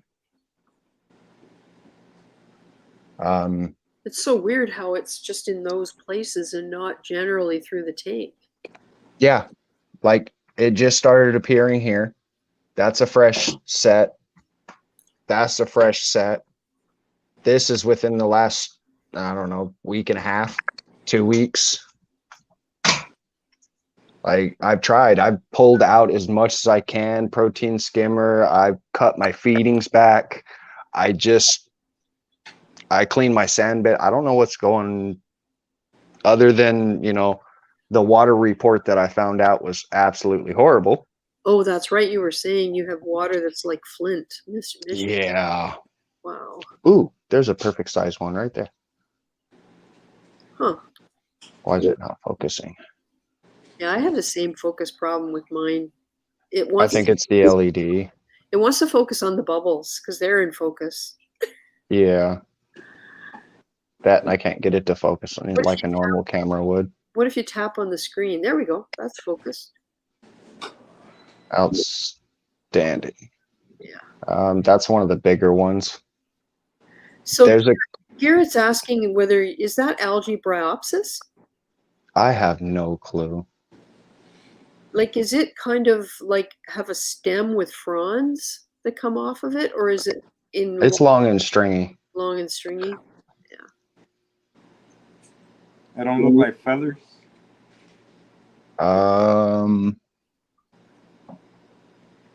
No, what I see is long and stringy. Okay. And like, I don't see anything based. If you pull some out, does it kind of collapse into a long mushy mush, or does it have branches that you can see? It's just a long mushy mush. Hmm. And it doesn't matter what I put in the tank, all that right there stays. Huh. Wow. The red rock flower anemone got a lot smaller. Mm-hmm. The green one actually went green, and the yellow one went yellow. Or I got it backwards. I don't know. I can never tell. One of them's green and one of them's yellow. So all the other rocks don't get the algae? No. So do you have a sump in that tank? Nope. Because I would have thrown those rocks in the sun, let that algae die. Oh, I even went to the extent, you can ask Cindy. I had a big rock that was over here that was just like this. Mm-hmm. I took it out. I set it outside for in a 5-gallon bucket with a power head for 4 days. Then I pulled it out. I let it dry for a week. Then I put it back in a bucket for 4 days, and then I let it dry for a week. Yeah. And then I glued a couple rocks together, and then matter of fact, that's the rock right there. It's just backwards. It doesn't have anything, and it went from there over this way, and it migrated to the rock flower rock. Yeah. But the mushroom rock has always had that algae. I cannot get rid of it. I hate it. You might need to sacrifice it. Yeah. It's got 11 mushrooms on it. Yeah. Wow. And I even tried covering that rock with this flat shelf rock piece with the flower anemone upside down on it. What urchin you said that you got? I got them from either Petco or PetSmart. I can't remember which one they are. Urchins? I believe so. It's got pink tips. Those are super aggressive with algae. No, it don't matter what algae. So far, the ones I got, they pink urchins and anything I throw at them, forget about it. I got 2 of them. One's over here on the rock same, right now. Same, yeah. And the other one's over here upside down. Yeah. Skimming the top of the water. How long you got them? How long ago? I've had them for about 3.5 months now. Oh, wow. I don't know. So, I would have been gone already. So Aaron, do you test your water for all the different parameters? The only thing that comes up is phosphates. There you go. So you know what your alkalinity and all that kind of stuff is? I've got the standard Reef test, the master kit. Right. I haven't got into anything else because I'm not dosing anything else. Yeah. Well, I was just thinking that if some of that stuff gets out of balance, that might explain why some of your corals didn't do well. Yeah. Yeah. I'll bring Garrett in. Garrett, Algae Warrior. He calls himself Algae Warrior for a reason, right? I mean, I even went to the extent of I got damsels and nothing. My lawnmower blenny that used to be fat and healthy, Yeah. he's skinny. Yeah. I know they won't, like, sometimes they won't touch the really, really long, Yeah, dense it has stuff. to be. Like, if you Yeah. get that off and just have a skiff on the rocks, they'll go after that. But He won't even touch the glass. I will get more snails, more blue hermit crabs. Well, I don't know what to tell you about snails. I've got a lot of snails. Hey, Spicy Reef just dropped in. What about cleanup crew, including Tang? Yeah, you said you had a sailfin. Yeah, it died. That makes me wonder if there's something up with your water. Yeah, that's where you were talking about that bad report. Yeah. Because it's weird. Like the softies are staying, but nothing else is. So what's in the water that has you? Oh, it's just all sorts of bad. Oh, jeez. Hey, Gary. Like, what was it? The on the chart, the AL level, the quote acceptable level. Our lead was like 1.6. Yeah, I don't know offhand what the numbers are. AL's them, I think. Well, and not in chemistry terms. Okay, what is it? It was just acceptable level. Oh, I gotcha. Okay. So they were saying acceptable level for this area is like 1.5, 1.6. Mm-hmm. That's rather bad. And do you use tap water or do you run it through an RODI? I'm trying to run it through, and I'm gonna catch flack for this, but the best I can do is a Brita filter. Yeah. Yeah. It's either that or straight up tap water. So, and I'm not looking too happy on that either. Well, if there's even filtering a little bit is going to help, but if you can get yourself one of those Aquatic Life RO buddies, my reefing life changed when I was given one of those for my birthday. My daughter gave it to me. We went on vacation, came back. The guy that was looking after my tank wrecked it. It was awful. And that was one thing. I was using tap water, but conditioning it because I was told that's what to do. And this was like a couple years into it. And so I changed and started using the RO Buddy. And the reason I mentioned the RO Buddy is it is probably the most your best bang for your buck for a small system. There is a cost to it, but it's not nearly like getting a 4, 5, 6 stage big one set up. And you can attach it to your tap, run the water you need, and then use it for your water changes. Maybe that's a direction you could take that would be straightforward, that would be definitely something that would improve things, I would think. Yeah. And what you use for ATO? Top off.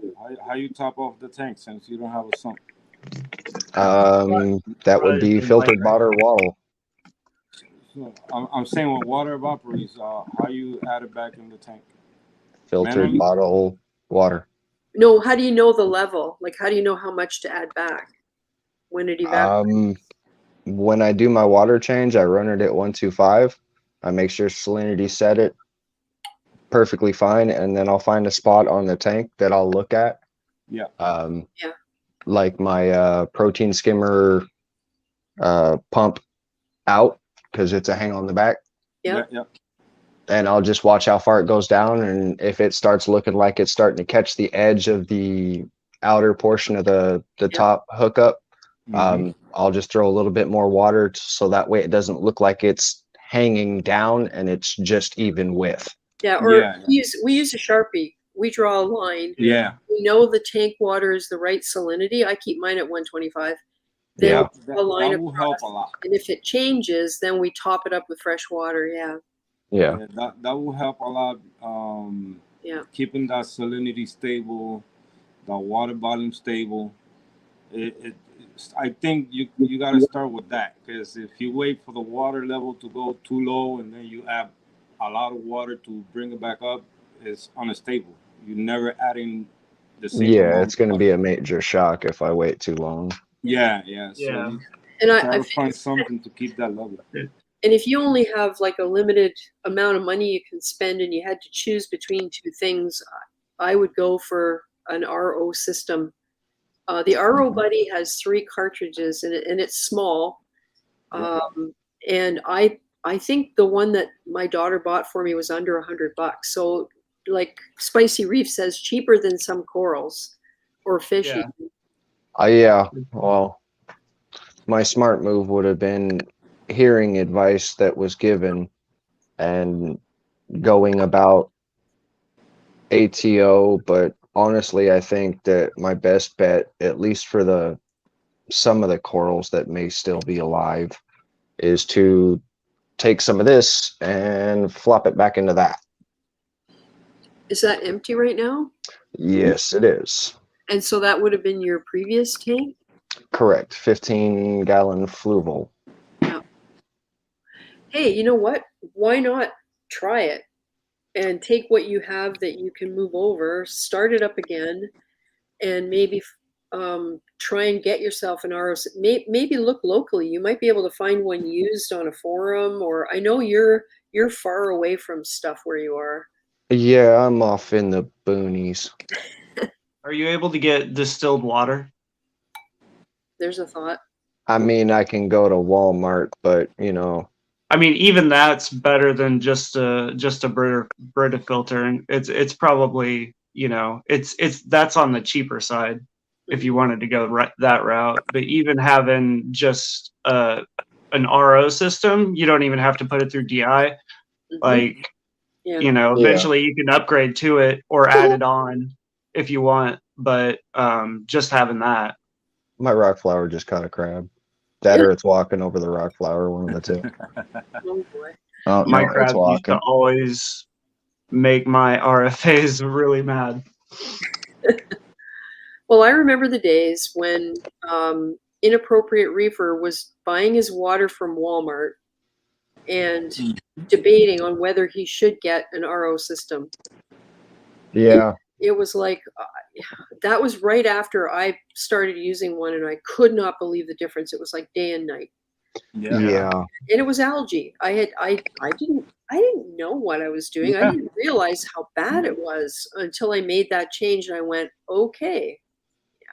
Like, I'm running basically all these systems right here off of wastewater for top off, which is, Wow. essentially just RO water, and it's doing perfectly fine. Yeah, and you have And it really grows sponge well because of the extra silicates in it, and that will help fight off algae too. The only algae that I have in this tank is bubble algae, which, I mean, you're just gonna get that. Yeah. It's You just gotta live with it, It's a cockroach of algae. It'll survive. Tell me about it. Yeah. It's just something I'm just like, kind of whatever about it. It has its phases, like I had this one rock that was completely covered in it, and eventually it just went away. I had an emerald crab in there for a little bit, but I think it died. And because I haven't seen him. Skinner JW says Culligan water dispensers in Walmart are RODI and cheap. I used to do it that way. Yeah, I'm gonna have to start doing it that way. If you switch over to the 15-gallon, you're looking at a lot less. Even if you get a gallon of distilled water for, I don't know what it costs. It costs about 89 cents around here. And you use that for your top off. At least it's something, right? I think the cheap ones here are like $1.50, almost $2. Is that right? Yeah. But a 15-gallon, you're probably not going to use that up in a week or 2 weeks. Especially if you have a much lid. lower evaporation. Yeah, get a lid. And see, here's the only other reason why I haven't exactly gone back to the 15 gallon. My son tends to put stuff in stuff all the time. How old is he? 4. Okay. Yeah, I was gonna guess 3, because, but yeah. My grandson, oh yeah, he's the happiest if you give him a box with a lid and stuff to put in it and take out. Right. Put in and take out. Yep. Well, the other problem is he's autistic and nonverbal. So, yeah. Can you put it somewhere he can't get to it? No. Bummer. What do you have as the filtration on this one you have here for like your mechanical? Seafoam, 100 protein skimmer, and marine land hang on the back. Oh, okay. And then I've got a little small when pump. I ran hang on the back, I used to, what I did was just like, I just put the water level to like right where the lip of the hang on back filter is. And that's what I used to use as my kind of a visual. Yeah. But see, yeah, here's my true confusion though. Yeah. I can't keep any of the hard corals, and I have an algae problem, but yet I have a serious bloom of snails. Well, snails are like your trochus snails are getting enough to eat that they're breeding. Very true, but shell growth is mineral. Well, then it's possible you've got the right amount of alkalinity in your tank. So there's, they're getting what they need. What do you do for water changes? How often do you do that? About every 2 weeks. Yeah. See, so that depending on the salt you're using, And what you need from orange reef crystals. Yeah. I used that for quite a while. Is that the higher stuff or the lower stuff? The rays. Standard reef crystals. That's the highest. That's the one I use.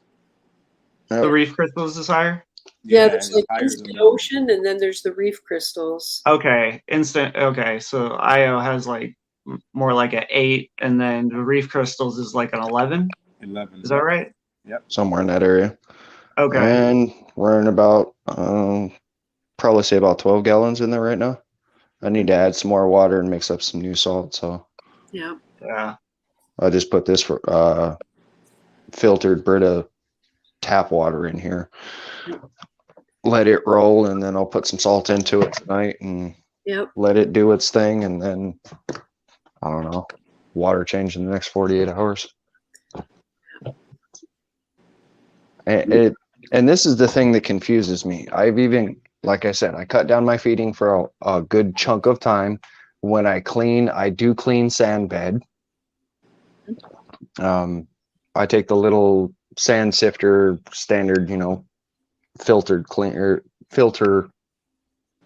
Oh, why can I never think of these things? Oh, the siphon? Yeah, the siphon, the vacuum. I take it through the sand bed where I can. And some of the rocks that are like over here that are placed lightly on the sand bed, I'll pick them up, move them, get the sand underneath it, put the rocks back down, move the sand back to them. I had another thought right here, just as I was looking at your scape. What I noticed about no matter what I do with power heads and everything, there are certain areas where whatever food I put in, the excess will settle in certain spots. Maybe that's what you're seeing here. Maybe these areas that are growing the algae are where any excess food or fish waste, because of the way the flow goes in there, maybe that's where it's settling. Like, do you use a baster or anything to blow off the rocks? Like if you took a baster right now or something like a power head or anything you could jet water in there, would there be a lot of stuff fly up from it? Have you ever tried that? Because I was pretty shocked with the observation tank at some of the areas where I took a baster and the stuff that came off of there was unreal. And that's just from right there. Nothing too extravagant. Yeah, my water got just slightly cloudy, but that's off that. Yeah. So when you're doing water changes and removing it manually, are you just plucking it off, or are you taking the siphon and doing the Siphon sucks? pluck. Siphon pluck? Yep. Okay. Yeah. All pumps That's are what off. makes me Everything's think it's off. kind of Siphon pluck, the whole 9 yards. I've been trying this religiously for probably going to say close to about 2 weeks after I set up the tank. Yeah. so that's what makes me think that this is bryopsis, because with normal regular hair algae, that will be effective like a big percentage of the time. Where I have used like 5 gallons of water change just to siphon out and suck and pull as much hair algae as I can, and or bryopsis as I can, and it still comes back because the roots are like so deep in the rock Yeah, work. they're entrenched in the rockwork. That's why they're Okay. anchored. Yeah, I mean, the only thing I that got rid of it that for me was fluconazole. Yeah, it's about around here buying that stuff is about 40 cents a gallon to buy the treatment. You can specify one place I buy it from. You can specify how many gallons you want to treat and get that much. So it's not like you have to buy $60, $70 worth of meds for a small tank. Where would I go about finding such thing? Well, I don't know if Reef, there are, okay, fluconazole itself is like a gray label thing that's a human treatment for yeast infections that somehow has been discovered that it will stop bryopsis from being able to reproduce at the cellular level, so it just dies off.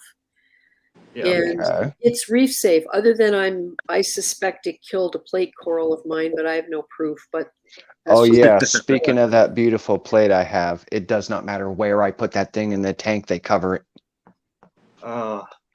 yeah. So Fluconazole, like in the States, like you can get it through Blue Med, I think it's called Flux RX, Flux and RX, yeah. it's basically fluconazole, and I believe Amazon has it. But yeah, it's pretty cheap to treat, and it takes about 2 weeks. Yeah. And like in my experience, you really don't have to reduce feeding at all. Just feed the same as you normally do.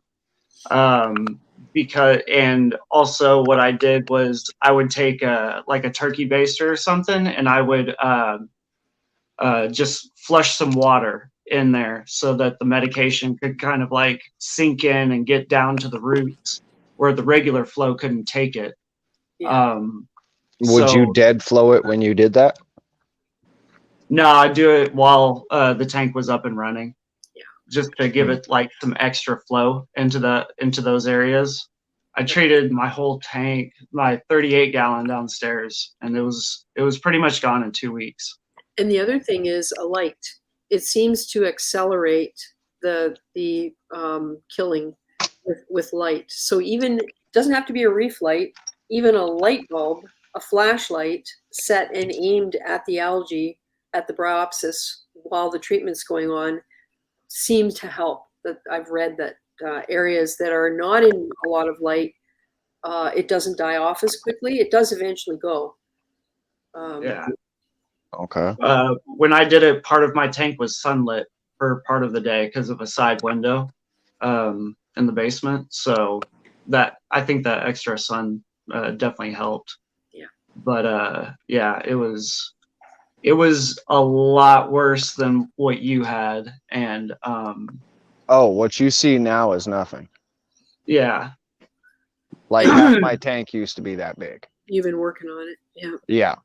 So there's Like I some, cut back lighting, I cut back hour, I cut back intensity, I cut back timing, I cut back feeding, yeah. and the only thing that happened were all my LPS died, and I had a snail explosion, and I can't get rid of this algae no matter what I do, unless I take the rock completely out the tank, and I've got two on the 3 rocks that have the majority of the problem.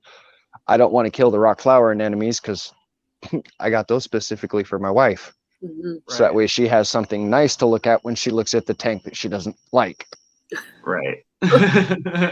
Well, WV Reefer, there's a couple comments here that might help. I didn't think trochus snails would put on tons of shell amount compared to a Mexican turbo. So that's true. They are Yeah. slower growing. Skinner JW says the tap water probably has high phosphate. Best bet without a doubt is an RO buddy. There's so much crap in tap water. Oh, well, West Virginia or WVU Reefer, he would understand the tap water issue. Oh yeah.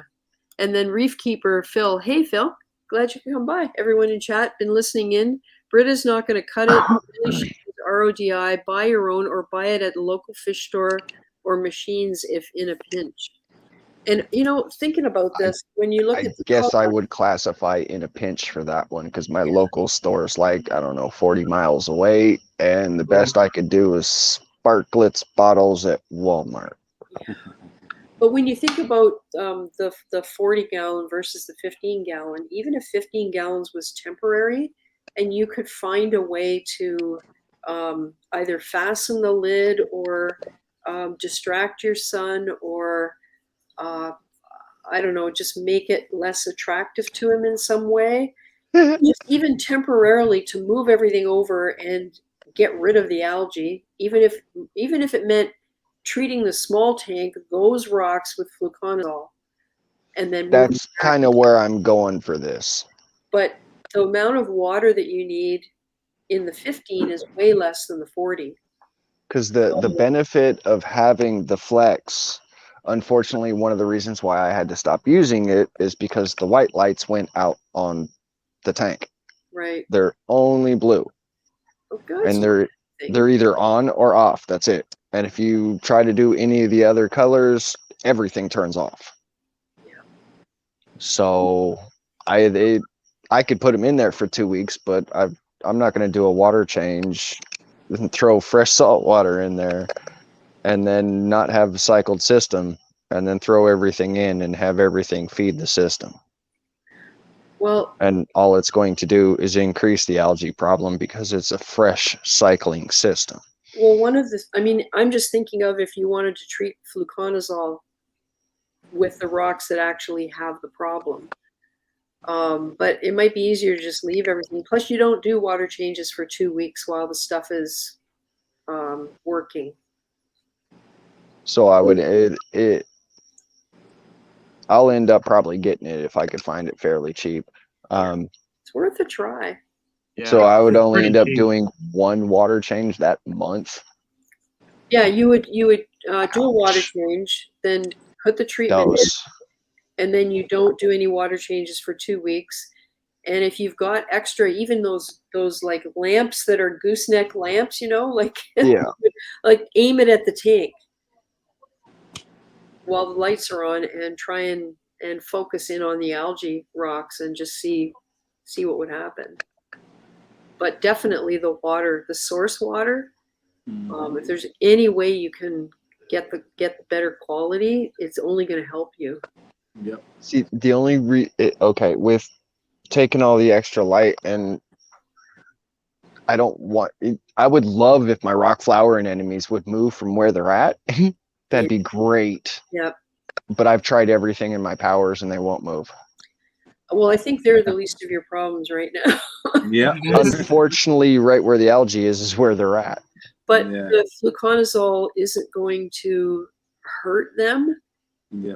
You know what I mean? I hear you with that. In the water, and the light might, I don't know, might encourage them to move if it's too much for them. I'm not saying Very true. 24/7 for the light. Just Oh, during yeah. the photo period, add the extra light on the algae, especially if you can see, you know, underneath a rock ledge or anything like that. And I mean, I could let my tank go back to 100% on the lighting schedule. yeah, but you don't want to bake what you've got in there, though. That's the only thing. Yeah. Like I'm not. I just basically kept my lighting schedule the same. Yeah. Yep. I mean, I'm just saying, if there are places It'll- that are slightly in the shade, it helps Yeah. train extra light on them while the fluconazole is in. Yeah. Gotcha. Yeah. Oh, hey, Sharbuckles. Sharbuckle came into the studio. I think we should bring him in. He might have some insight here. Well, hello. Hey, Sean. Hello. Long time. Hey. Holy How we smoke. doing? Great. Another day, another dollar. That's it. What are we talking about? I just tuned in, so I'm not quite sure. Massive algae problem. Yeah, Aaron has. Massive algae problem. Have you got your have you got something Ooh, in there? feedback. Headphones. Yeah, we're getting. You getting feedback from me? Yeah. Yes, we are massively. Oh, Mainly the vibration on the phone. is it better like that? Yep. I think so. There we go. A lot better. Nice. Yeah, I Aaron. don't have headphones just because this is Bluetooth. So, Gotcha. I don't have or headphones. no, there's no headphone jack in iPhones anymore, which is crazy. Yeah, it's the power port. Oh, that's right. Yeah. You I don't know. need this. Where's my Yeah, camera? here's my problem. You need this. Okay. Solid algae, 2 rock flowers, solid algae, 11 mushrooms, starting to gain algae, rock flower that I want moved. How old is the tank? Oh, at this point in time, it's a year inside this system, and prior to that, it spent 2 years inside this fluval flex. And How do I see everyone else together? any dot that you see, that's not protein skimmer. Those are snails. What kind of snails are they? Crocus. Oh, nice. Babies. I had them growing in my tank as well. Yeah. How do I see everyone's camera again? I'm so bad at this. That's on Sandy. That was me. I did There that. we go. There we go. Yeah. I tried I was getting just, damsels. I tried my lawnmower blenny. I've tried everything. And the best. What kind of I algae can- is it? Can you zoom in a little bit? I mean, with the glass being as bad as it is, my best bet is I could pull something and go put some light on it. Yeah, Garrett thinks it's bryopsis just based on the description of what's happening with it. And All right, here we go. Bryopsis. Hopefully, I don't leave nothing Well, that's easy. out flopping in the tank. Oh, yeah, it's rooted pretty solidly. When I do pull it, it comes out gooey and like a mass. here, I'll put him up full screen so that. Yeah, let me get into regular lighting so that way the LED stops messing with Samsung lighting.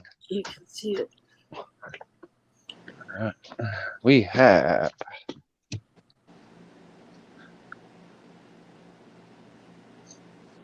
It looks like hair algae. Yeah, if you pick it up. there we go. Pick it up, Aaron. If you can. What? Pick it up between Yeah, I want to see like the tips. Okay, let me get my fingers back to being wet again so that way I can move it.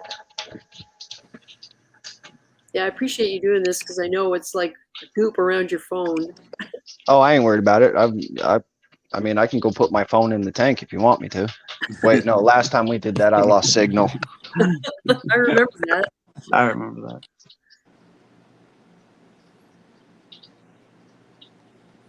It's hard to see. Is it feathery? I can't really tell. I'm trying to get the best I can.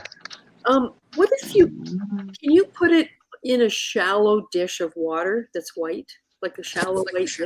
Mm, Say that is once you see it in the water, it's a little easier to see what the form of the algae I'm is. glad you said that because I do have plastic plates. Perfect. Okay, get some water in there so that way I can get it. Oh, I think that'll help it focus too. yeah, most likely. Because it's probably trying to focus on the gold flakes and the Yeah. Formica counter.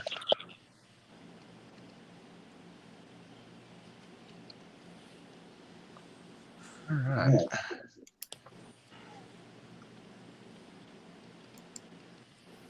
I mean, it's kind of hard to tell, but it just sort of looks like hair algae to me. Yeah. I Maybe it's a mean, bit feathery.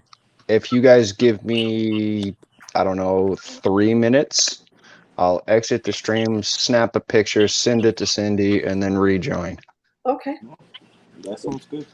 That All right. sounds good. Yep. Be right back. And we'll get an update from Sean. Outstanding. Sure. So Oh, Sean, wow. It's really zoomed in on my face there. I can't keep up with you. What have you still got the 60 water box 60 behind you there? Yeah, that's all I've got right now. I Yep. Dramatically downsized for the time being. Yeah. I just didn't have time for the bigger tank, the lagoon there. Yeah. So I just saved a few fish and corals and threw them in there. Nice. That's about it. I see you have a nice spot in the front right corner for a giant weepy toadstool. Yeah, once gas isn't $1 million. I know. Yeah, I hear you. Is it giant now? Is it that big? It is probably it's kind of an oval shape, and it is probably close to 5 inches across. Really? And it's Oh like my gosh. about this big. Yeah, and Well, it's been a few years, eh? Yeah, every once in a while it gets too tall, so I lop it off, put it on some rubble, and re-glue it onto another rock. But So yeah, do you it's have a good. couple now growing from the Oh. stems then? I do. I have one that's the original one still on the rock in the observation tank, because when I cut that off, it regrew. I have another one that I don't even remember where I got it, and there's the original one that I cut off and moved is now in the 150 section of the sump on a rock, but it's like bent over and gone down along the bottom, and now the head of it is underneath the rock and I can't reach it. So I'm trying to decide whether to just cut it off and drag it out of there with tweezers and discard it, because I don't want it rotting in there. Right. So, so that's something I probably have to look at tomorrow, but I probably have 6 or 8 of them now. I'm working a super seasonal job right now, so I'm going to be completely off in the winter months, which is fantastic. Oh, nice. So maybe that's a really good excuse to get in the car and drive up there. Yeah. Yep. I mean, I can go visit the shops as well. You have to go see Reef as well, right? Hey? You have to go and visit Reef. Oh, yeah. Oh, actually, I was supposed to go there tonight. I just got home from work. Good. That's actually a really good reminder. I should probably send him a message. Yeah. Cool. So how long has it been since you did your downsize there? 4 or 5 months. Yeah. 4 or 5 months, and I kept way too many corals. Mm-hmm. And my tank was absolutely packed, and nothing was happy. So I haven't really been on posting much at all. But recently I got rid of half of the rock and half of the coral in there. Mm-hmm. But you still have Big Mama. Yeah, of course. Yeah. She's in there. Nice. How do I flip this around? Let's see. Hey, Casey Wagner. Got some awesome goodies from Fragbox this week and post them on Instagram. Oh, there we go. Oh, we lost them. Tricky. It's very tricky. Yeah. Oh, well. I've done that before too. When messing with the camera settings, you accidentally back out of the stream. Yep. Watch for them. Yeah. I downsized too. I just got a 1 gallon. Nice. Okay, here's You gotta another love those back. people. All right. And there's Sherbuckle back. Let me see if Aaron sent me a picture. I'm back. Cool. All right, we'll put you up full screen there, Sean. There we go. Nice. Yeah, so you can see I still got Big Mama there. Wow, that's a big Clarkie. Yeah, yeah. She's way too big for this tank, but She's also lived in a brute trash can for 9 months. So And that's a 60 gallon, huh? I figured this is a lot bigger. No, it's not This is 60 gallons. better. It's closer to 40 She's got to gallons. be a solid like 6 to 9 inches. Probably closer to 6, yeah. That's Big M. Wow, she's thick too. She's been around. I've had her about 6 years, and she was that size when I got her. So I figure she's I'm glad I didn't 12 get to 11. Clarkies. She's a pain in my ass, to be honest. But Most yeah, so farms this is are it. This is all the mine. coral I kept out of my giant tank full of coral. Well, not giant, but Well, you had relatively. SPS dominant for how long? And that tank was amazing.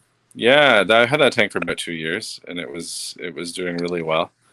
And then, as I do always, I get the itch to completely change everything and sell everything off, and then regret it. But That's where I'm at right now. yeah, you'll get there, and then you'll do it again. That's if you're anything like me, anyway. I've been doing this since my third son was born 4/8/12. I've been doing this since 2011, 2010. So Exactly. So you probably bought and sold 1 million corals that you regret. yeah, Yeah, I'm back. I'm back, kind of on the softy kick now. So there's no hard coral in my tank except for that Possilopora that I don't want. it tends to be the only thing that's surviving in my tank besides anemones. Yeah. And then I've got there's an acro left over here for that was growing on my rocks. It just keeps encrusting, and that's it. It's the what's the name of it? It's a rainbow acropora, and I got some Montes kind of growing there, but I'm not really focused on them. They'll survive if they survive, and If they do, they do. Yeah. But no, everything in here is mostly soft, and I'm happy. The lights were off, so nothing's open right now. Gotcha. I just kind of flicked them back on. But sort of back to my roots, I've got zinnia in there, and zoanthids, and toadstools, and even I like that cocoa cabbage. room. toxic cabbage. Oh yeah, look at that little open cove, perfect for a giant toadstool. Yeah, absolutely it is. You're right. And this Absolutely. thing loves light. Yeah. Like it does its best when it's like right up under the light. Perfect. I got to move that anemone. I moved it up there the other day, and it's not stoked about it. So it's normally about 10 times that size. It's huge. Wow. I've also got this giant. I don't know if you can see it. It's that giant hermit. Oh my goodness. I want a really big hermit crab. Maybe I love them. Really big ones. Yeah. I absolutely love them. But yeah, so that's kind of what I'm working with right now, and I'll be getting another tank in November sometime, a little bigger to kind of put beside it. Right. Oh, I got this guy recently. Oh, nice. That is an Ibly angel. Yeah, Nice. I love it. So most of the fish in here, well, 3 of them anyway, are going to outgrow it or have not already. So that's kind of where I'm at. At the end of the summer, I'm going to grab a bigger tank and put them in there. So I've got my lemon peel as well. Oh, right. That fish is looking good. Yeah, that's the captive bred from ORA. And Wow. it's tripled in size, and when I got it as a baby. That's awesome. Well, the captive bred Coral Beauty is doing really well. Awesome. Yeah. I don't know if it's Oro. I think it's a biota. Either way, it's just great to have a captive bred fish and know that it didn't affect the ocean population or whatnot, right? So Exactly. I find they're super hardy too. Yeah, that's what I've read about them, and I'm seriously considering a ReefGrrl. Once they're available again and they're not millions of dollars. I think Jay Unorthodox Reef has one. You should talk to him about it because I'm pretty sure it's as much as his coral. But Quick question. Yeah. Right side. You may have to transfer to the right side. Sorry, guys. Right there in the middle where. What's the coral right there in the middle? Here, Right. Well, it was just like the lepto. The smooth This one? one? Oh, Or it's that one? beautiful. No, not that one. This one? Yeah, that looks It's a beautiful. Mr. Freeze Lepto Left that to I see got this, right? as a little 1/4-inch frag a couple of years ago, and Yeah. it's kind of a pain in the butt because it's taken over the rock and growing over zoanthids. I had a really cool colony. I don't know if you can see it. But see those little bumps on it? Mm-hmm. Yeah. Those are zoanthids that have been grown over. Mm-hmm. Oh, Yeah. wow. That's the thing about lepto. You don't realize if you ever look at it after dark and there's something close to it, the tentacles on those things are unreal. Yeah, it's Like a pain. 5-6 inches. Never would have thought. Well, they're probably closer to an inch, but there's lots of them. But I also, I mean, I've got this gold lepto as well, which I love. So it's Yeah. hard to get rid of them. It is hard, isn't it? I have a tangerine juice that looks You got like dots on that lepto too. Yeah, this one's cool. Anyway, I was just popping in to say hi for a quick hello. really good to see you. Glad to see you Mhm. still have a tank. Yeah, it's nice to see Big Mama again on the big screen. Oh yeah. And how old is she now? Oh, I have no idea. I've had her 6 years, and she was that size when I got her, so I imagine she's 12 or 13 or older. Yeah. And Nice. she's still kicking, still biting me, still Mhm. cutting my hands up. It's the only thing I, I hate can't put my about hands in there. clowns. She'll bite you right away. I don't know. So let's just have fun with it. Let's see. Come on. My husband was helping me mount corals in the tank, and the sailfin tang was slapping him Oh yeah. with his tail. Yep. Wow. And it freaked him out because he didn't have gloves on. And, Yeah, you don't want that. You don't want that barb in your hand. Anyway, I gotta run, Cindy. Okay. So good to see you. Thanks for coming by. Beautiful My pleasure. tank, I'll be by back the way. on soon. Maybe looks next great. week when I've got more time. Nice. Thanks, See ya. Sean. Peace. Take it easy. Have a good one. All right. We got a picture from Aaron. Yep. True Skills. There we go. Okay, the bottom left that's got that little triangle pyramid, Yeah. that's rock base. Okay. Everything else is just stringy. I'm still not sure. What do you think, Garrett? Uh, Right in the middle, it kind of looks to me like there are some thicker stems. yeah. Like you If see you where the look- rock base is over to the right, you can see some thready stems. It's just the way that it holds so strongly to the rock. Like that's kind Yeah. of the characteristic that makes me think it's bryopsis. Because like with some types that I've had, it looks kind of stringy like that. But if you look up like super duper close, it looks kind of like palm trees or real feathery. I mean, when I look Man. at it close with my eyes, it kind of seems feathery, like the one that hooks out to the right and it hooks back up north. Yeah. And then if you look at the best I can say is not the top cluster on the right hand side, but the one that shoots out left. Yeah. If you follow that, it has a base that overlaps the big cluster and the top cluster that comes down. You can see it strung across it. Yeah. You can zoom in on the StreamYard piece. Like it strings all the way across. And that's an anchor point right there as well. Right there in the middle. Yep.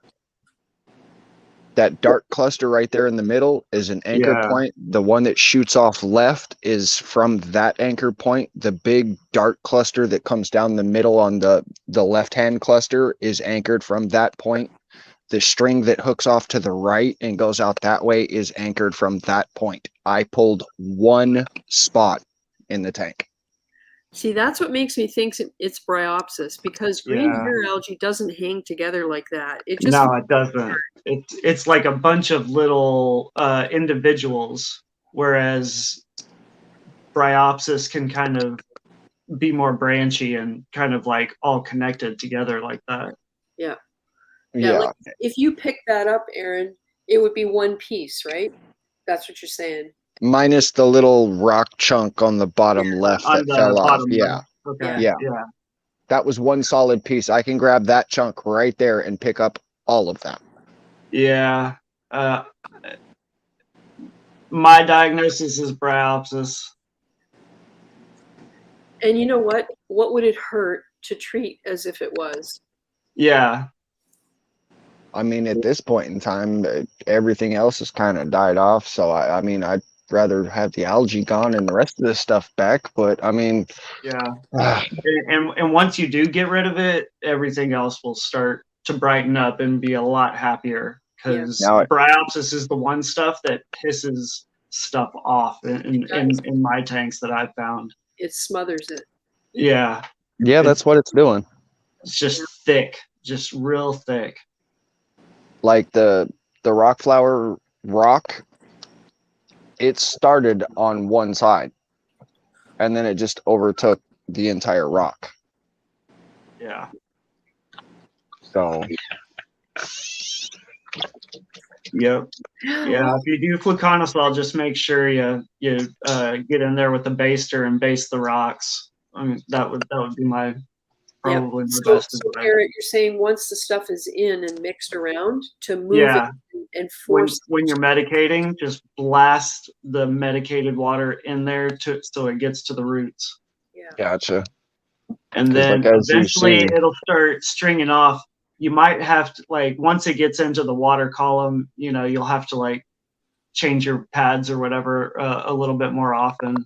But yeah, it'll probably be most likely silvery and stringy, and then just kind of die off. The protein skimmer intake will take it all. Yeah. Yeah, it's hard to hopefully say. it just gets wrapped around the intake, and you can just pluck it off that as needed. Yeah, because it doesn't dissolve. It actually just dies back. So then you have like white or light colored strands. Right here. Yeah. Yeah. I'll pull it off right here. Oh, perfect. Yeah. Well, if I was to put my light on real quick. I can't do it while I'm using this. No.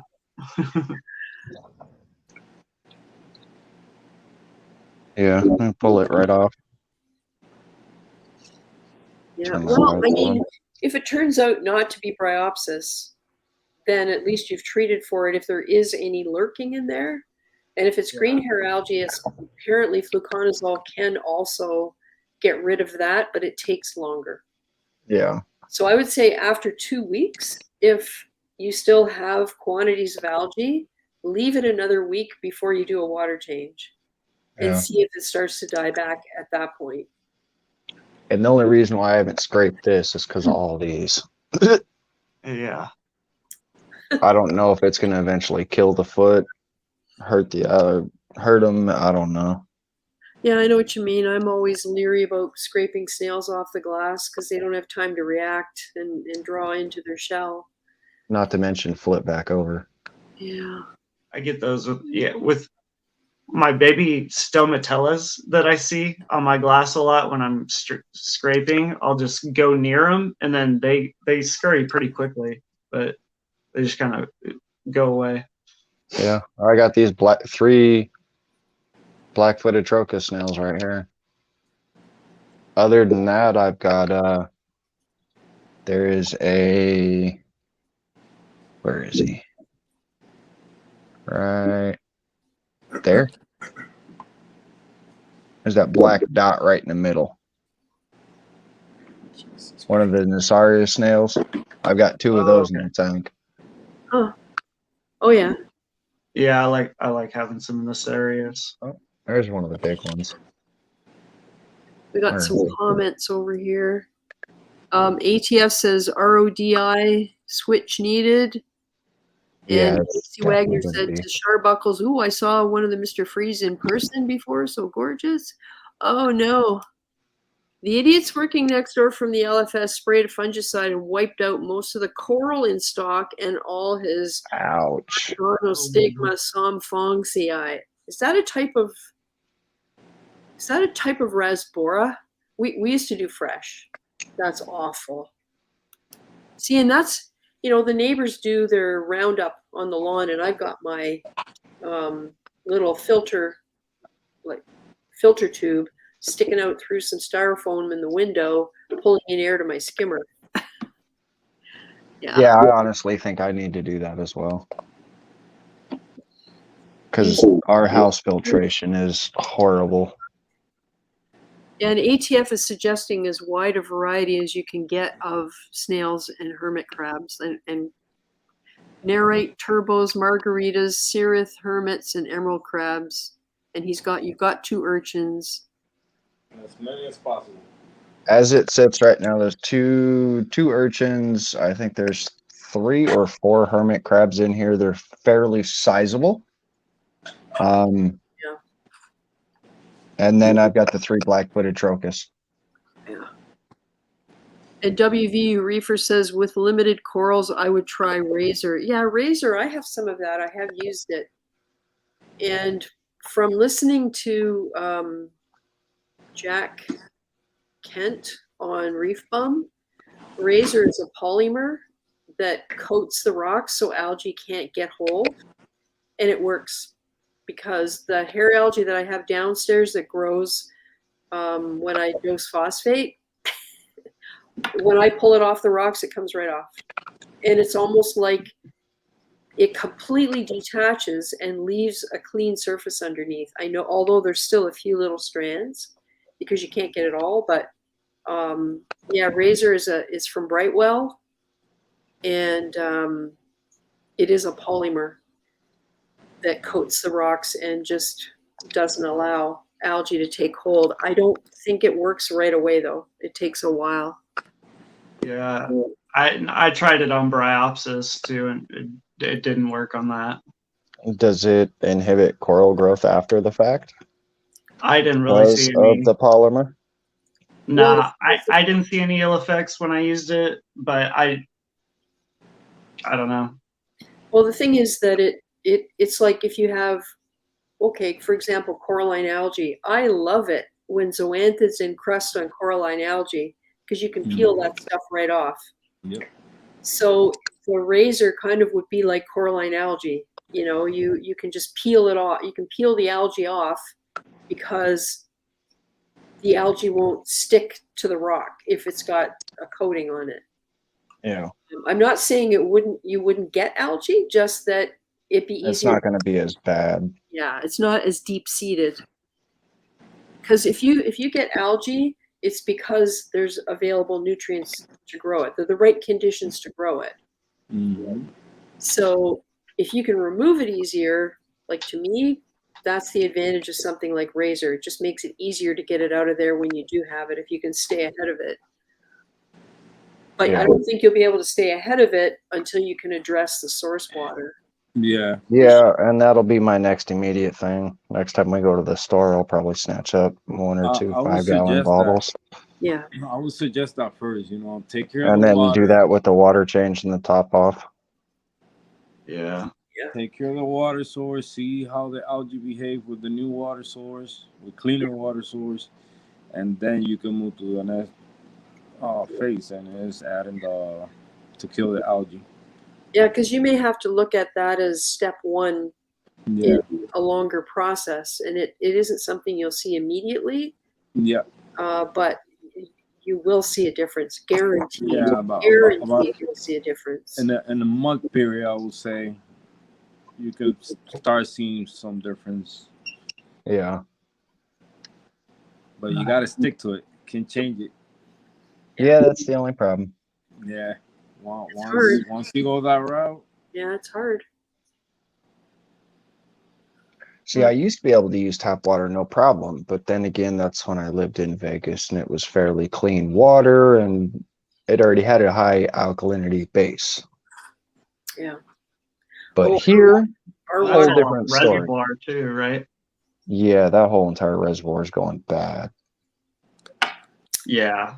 Lake Mead is at like Lake Mead, Level Lake one. Powell. Lake Yeah, Lake Powell Powell. is starting to shut down. yeah.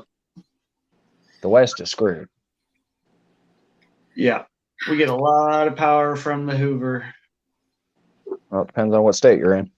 Yeah, I'm in Oregon, so we have our own dam system. Yep. Our own damn system. I remember when we had that in school, everybody was excited. We could finally say damn and not get in trouble. Right.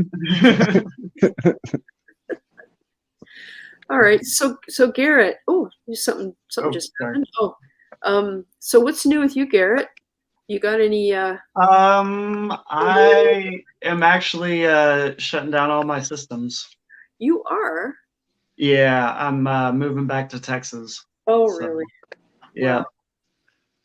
Yeah, so that's kind of one of the reasons I got this little 1 gallon here is because I'm going to right now it just has some branching GSP that I had on a rock, Yep. and I might put a sexy shrimp in it, but I'm just gonna saran wrap it and take it with me when I go, and Yeah. I can set it up in the hotel on my way back, and 'cause I could even have it running if I wanted to, because it's just USB. So Yeah. I could have it Nice. running while I'm actually on the trip. So yeah, kind of downsizing a little bit, but And so are you I- moving for work or family or?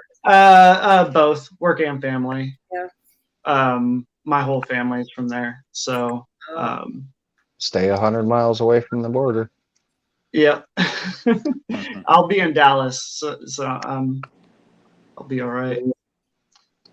But yeah, I'm getting rid of everything pretty much, except for what I'm gonna have down there.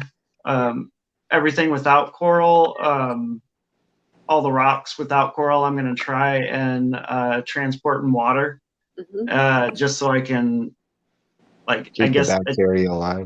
attempt to keep my bacteria colonized, on the rocks and stuff.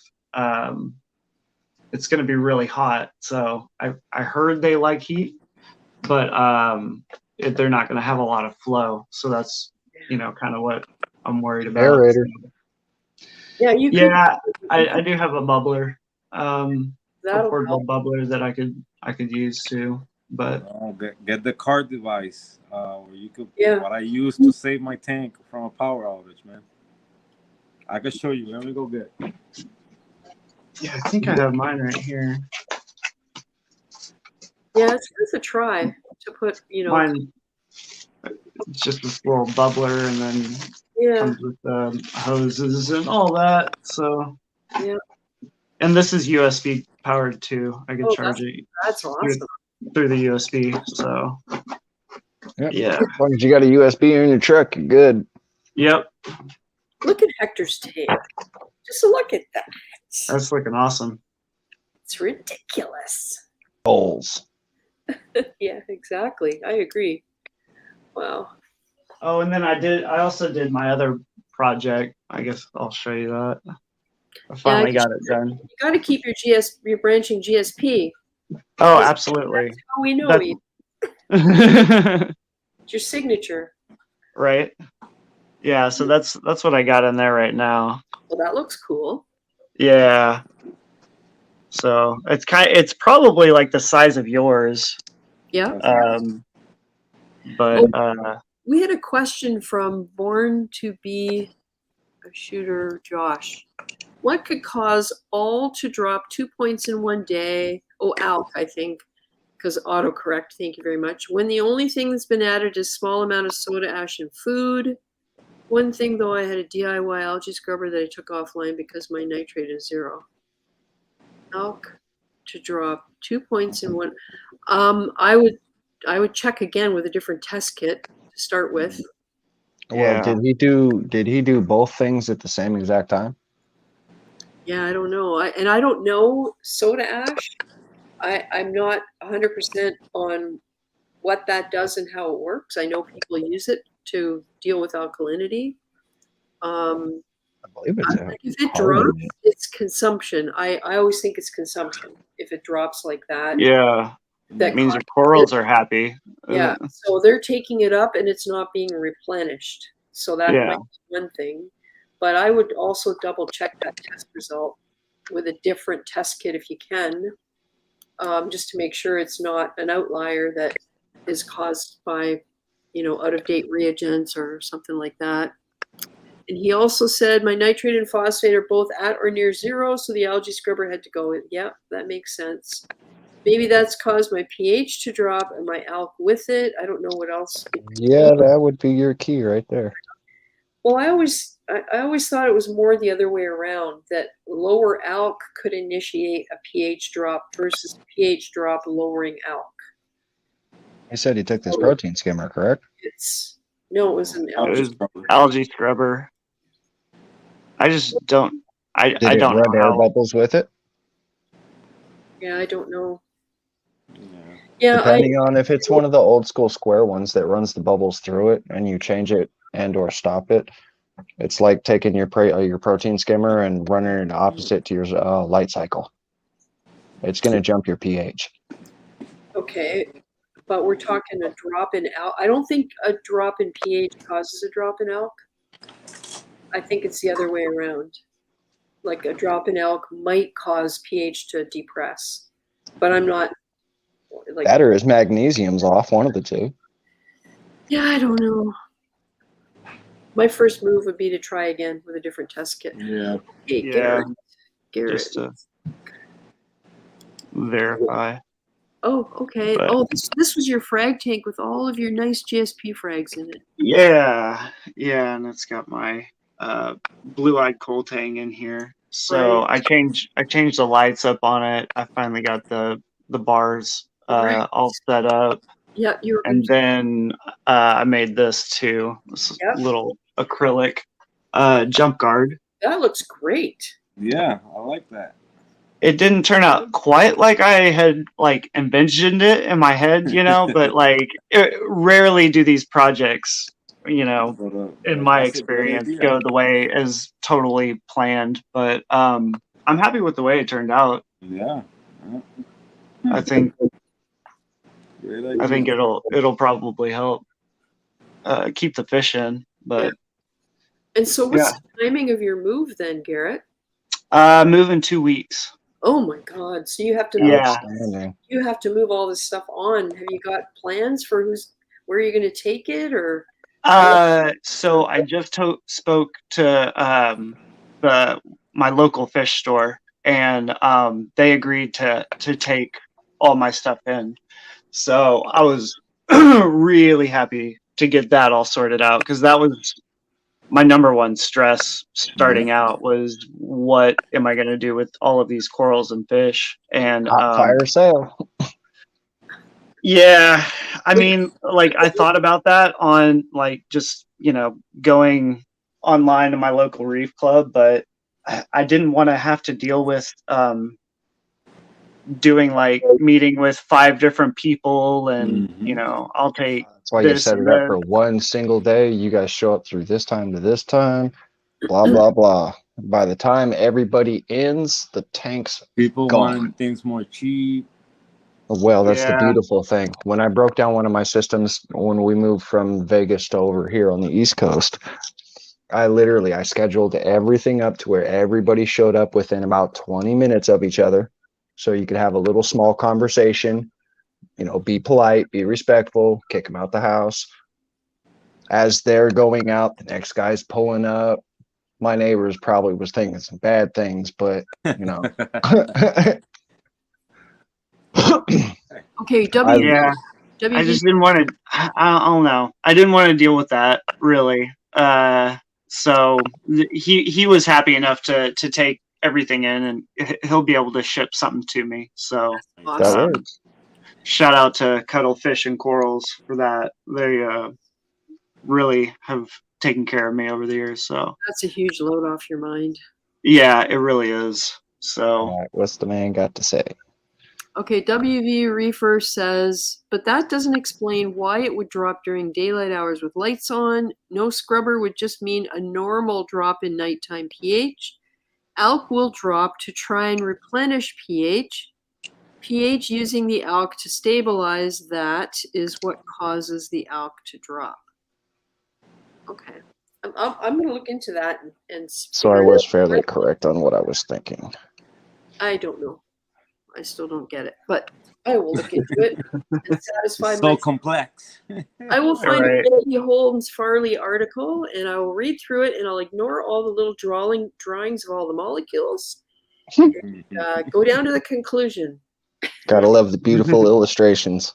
Yeah. Wow. So Garrett, that's 5 tanks. So are you? You're going to take the little 1 gallon. Is your store going to take all the tanks as well? No, I'm bringing the tanks with me and all my equipment. Right. Rebuild.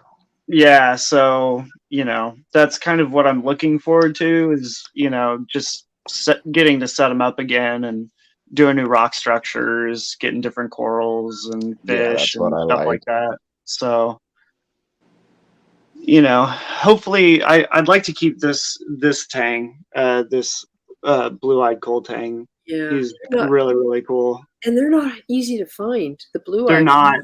No, and that's what I'm kind of afraid of. I don't really know a lot of the fish stores in the area yet, but there is Salgado Aquatics right down the street from me, and he usually has really good fish. So I'm definitely going to check him out. Right. But yeah, I got to do that like this week. So all of this has to go to, and That's hard. my That is really hard. 10 fish, countless colonies of corals. Yeah. Yeah. I'll go down to my Fiji cube. This is going to be the hardest tank to let's see go. And you've had the cube for quite a while? Yeah, this one I've had 2 years. Yeah. So Oh my God, there's the green monster. yeah. Love that thing. All right. Well, I'm gonna float out of here, ladies and gentlemen. Okay, well, thanks for coming in, Aaron, and keep us posted with what goes on, what you end up doing. Oh well. To see what happens. I'm most likely just gonna can the water that I have in the salt bin now Yeah. and start fresh when we go to the store here, probably in the next 48 hours. Yeah, it's worth a try.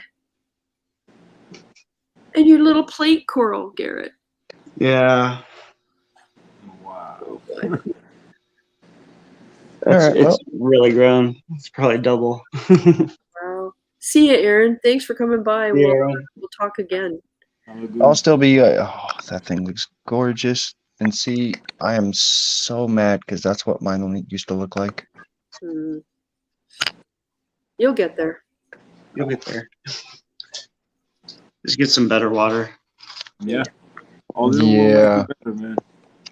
Yeah, well, eventually that works out for the tank, but I got to get the wife back on the positive end of the tank. So Yeah. Get the rock flower looking better. yeah, I'm hoping that's going to be the beautiful portion of it because when the stuff's not as long, like the rock flower's a lot bigger, like a sizable inch in circumference. Right. Compared to what they are right now. Like it's insane the size difference between being not bugged and bugged. Yeah. Man, Garrett, if I could drive to a border somewhere I know. I would pay hundreds of dollars for that branching GSP. I am not kidding. That's beautiful. Amazing. Thanks. Yeah, it's about to hit the acropora again, so that's usually when I have to cut it. But Thanks. yeah, Wow, I thought that was a volley slimer. no, this is all branching GSP. Kind of see the underside. Ow. Cindy, yours is gonna look like this one day. Oh man, I hope so. I would be so thrilled. Yeah, Lynn Reef Nerd says, yeah, I need to steal some from Garrett. We better hurry up. I got a rock set aside for Lynn, so Awesome. And you I'm said you're going probably from gonna north to send south, some right? other corals too. So And you said, are you going from north to south or are you going from west to south? I'm going from the Pacific Northwest to the south. So I live in Oregon, so Oregon to Texas. I was gonna say, if you're cutting some of that and you're coming this way, and I just happen to be in your route, I mean, unfortunately, you're probably about 900 miles out of the way. Yeah.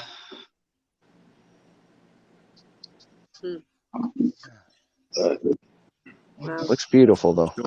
Thanks. Yeah, I'm gonna try and keep these chromis with the bird's nest too, because that's their little house right there. Those bird's nests are really nice. Thanks. It's kind of dying off at the bottom because of the flow, but I mean, it hasn't really been too bad. It's just nice structure. They grow so densely too. It's hard to get light down there. Yeah, it really is. Like even with the I have 2 T5s going, so Yeah. I'm trying to nail some light in there, and it's just kind of hard. Yeah. Looks really good. Thanks. Yeah, this is probably going to be the last time you see it like this. Oh. So, a little bit of documentation, I guess. Yep. Yep. And then he's going to take the downstairs tank too. Oh yeah. Josh says, I tested it with Salifert and API. Both said it dropped 2 points. It was just a DIY algae scrubber, just a power filter that I used to grow algae in. No different than running the filter normally. Oh, hey, Sammy31D. And he also said, besides that, it grew algae, but still was only getting light during the day, so it wasn't set up to run opposite. Wasn't that necessary? I don't know. I guess me dosing some soda ash just triggered more consumption. Yeah, I guess that's possible. I want to look into that pH relationship, though, with dropping the alg. And Lynn Reef Nerd Garrett just said, woot, woot. Nice. Sammy31D, work my tail off in a coral shop. Y'all want a quick tour before I leave? Yep. Oh, we could do a quick tour. Casey Wagner. In the US, to figure out Canadian temperature, you double it and add 30. In Canada, to figure out the price of coral, you double it and add 30. That's hilarious. That sounds about right. Here, Sammy, come on in. There's that Sinularia. You got it. If you don't. Cerberus. Yeah, exactly. That's something Alex would want if you're not going to be able to get it. So your LFS is going to house some of this for you and then ship it later? Yeah, or frag some of it off and send it to me. So nice. Yeah. Hey, Sean's Fish Tanks. It has been a bit. Yeah. So Sammy, I'm pretty sure you have the email from me with the link, but if not, let me know and I can send that out to you. Oh, there it is right there. And then for this tank too, after I get all the fish out, I'm going to take the light and the pump and I'm just going to be giving this tank away. I don't want to travel across country with it. So that is one thing I'm just going to offer up on my Reef Club and because I got it for free. So on the same site. So I was just like, all right, I'll just, pay it forward. Someone else can have it. And it might be a great opportunity for someone to move up a notch. Yeah. I mean, this was my biggest tank. So what is it, about 29, 30 gallons or is it 40? This, I think I calculated it to around like a 45 display. Yeah. And then like around a 20 gallon sump. Right. Water volume wise, I need to change the filter sock, but. Nice. All right, let's bring Sammy in for the tour. Bring him in. There we go. You can keep showing us stuff, Garrett. Hey Garrett, this is the device here that you can have for the car. What's that? Hey, what's up, guys? The device for the car. Oh yeah, this is for the. Oh, for the car. Oh, sweet. Oh, you just plug that in. Oh, okay. Oh, and it has USBs too? Oh, nice. And where do you This get that? has saved my tank twice. Wow. 4 days power outage connected to the car. Tank stay alive. Nice. Yeah. And where do you get that, Hector? What's it called? Scotchy. They sell them Target. Target carries. Oh, okay. Okay, cool. Yeah. I'll have to $20, check those $30. out. Yeah. Nice. Oh, yeah. They help. Cool, cool. All right, I can see Sammy's walking down. There we go. Hey, what's up, guys? Hey, Sammy. Hey. I'm late, so I missed the entire show. I had so much stuff I wanted to do today. That's all right. But yeah, this is. Oh, those are awesome. I'll give you guys a quick look from the outside, even though we're closed. But Is this this is a little fish store I just started about 4 months ago, nice? and we're in Toledo, Ohio, USA. Just a little place. Me and my friend, she does ceramics, so we're trying to do ceramics and fish tank stuff. Oh, nice. And well, unfortunately, my lights are off, dang it. But the idea was I was getting her to do some of these ceramics, and they glow under the light. Nice. And so we're trying to get people to come in and paint some. And these stupid Viper Spectras are a pain to turn on, but I'll turn them on. Right now, we just have this one tank and 2 frag tanks on this same wall. We've got ceramic art studio in the back. And then these are just our little retail tanks for now. The sorted stuff in there, pretty much all your staple items. Yep. Just trying to feel the community out and see if there's demand in this area. Yep. Toledo's a low income area, so it's kind of hard to feel it out, I guess. I tell you, I don't buy a dozen dances And I don't know, I do have a lens filter on. I don't know how good it's coming through. I'm just streaming on my cell phone data. It actually looks pretty good. Okay, cool. Yeah, we've got some nice frags. Let me grab my coral viewer real quick. Hey, TC Marine Addiction. Welcome. This tank is most of our, I don't know, low light stuff, I guess you could say, or easy stuff. And it's just mushrooms. You got some favias, there's some zoas, pallies in here. Some kind of open brain, leather, some stuff. We had a customer come in this week. He dropped off these green slimers. Oh, nice. And I think he dropped this off as well, Mystic Sunset. Ooh. Is that pipe organ in the back? No, that's Green Star Polyp. But I do have some pipe organ I'm trying to resuscitate in the next tank over. I'll show you. Just some basic stuff, real like very beginner type stuff in the store. We really want to try and get the beginners around here successful. It's a nice big alien eye chalice, or a quarter of it.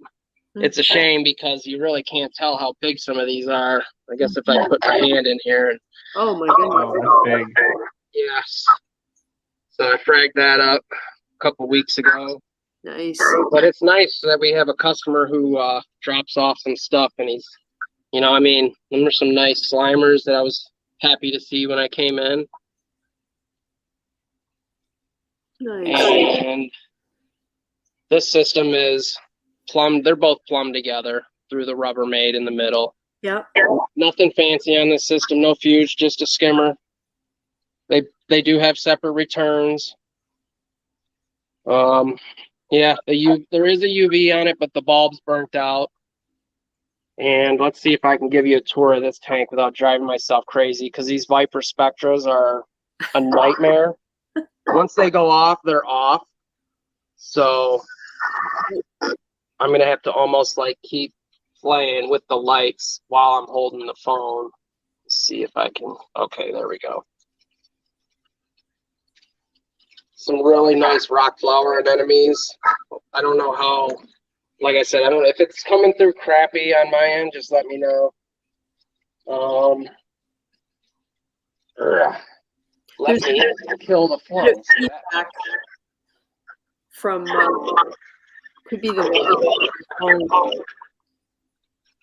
And sorry, I'm just killing the flow real quick because it's hard to hold my hand on this light and tweak the bulb on.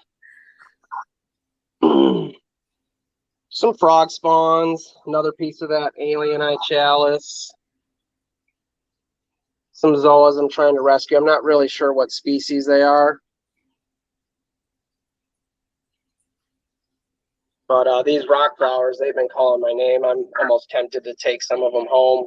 They are really I like that very bottom one. Yeah, me too. I've been staring at it for like 2 months. I'm like, I can't believe this thing hasn't sold yet. Some my finger, some Galaxia that's slowly kind of bouncing back from being fragged. Some candy cane. A lot of these guys are really plump and juicy, but I was just walking out the door and I was like, oh, I bet you they're still streaming. Let me check in with them. Trying to avoid this glare. Galaxia, I don't know, candy canes. Some really nice Yumas. I keep forgetting about this stupid light. Those the orange ones, the orange Yumas. Yeah, they're really nice looking Yumas. Those are cool. And these ones, I forget what these mushrooms are called, but they're really pretty. Them ones also been calling my name to come home. And I'm not really a mushroom guy, but I just keep looking at them things like, dang, I like those. Yeah. Like I said, a lot of easy stuff. Mushrooms, you got just some of your basic green mushroom there, more of that alien eye. Bunch of different zoas. Some of the zoas are nice zoas. There's some worldwide coral AOIs in there, Rastas, radioactive dragon eyes, some red digi, green digi. And all that's 35. Yeah, you can get 4 for 100. And I personally, I'm a chunky frag cutter. The light's gonna cut off. But yeah, I like to cut them chunky because I'm trying to compete against 2 other stores in the area, but they're both very expensive and they don't really carry much coral. That's a shame. I like your selection though. It's utter chaos. Yep. And this guy, I'm not sure what this one is. Any idea on that? Oh, I don't know. Ask Hector.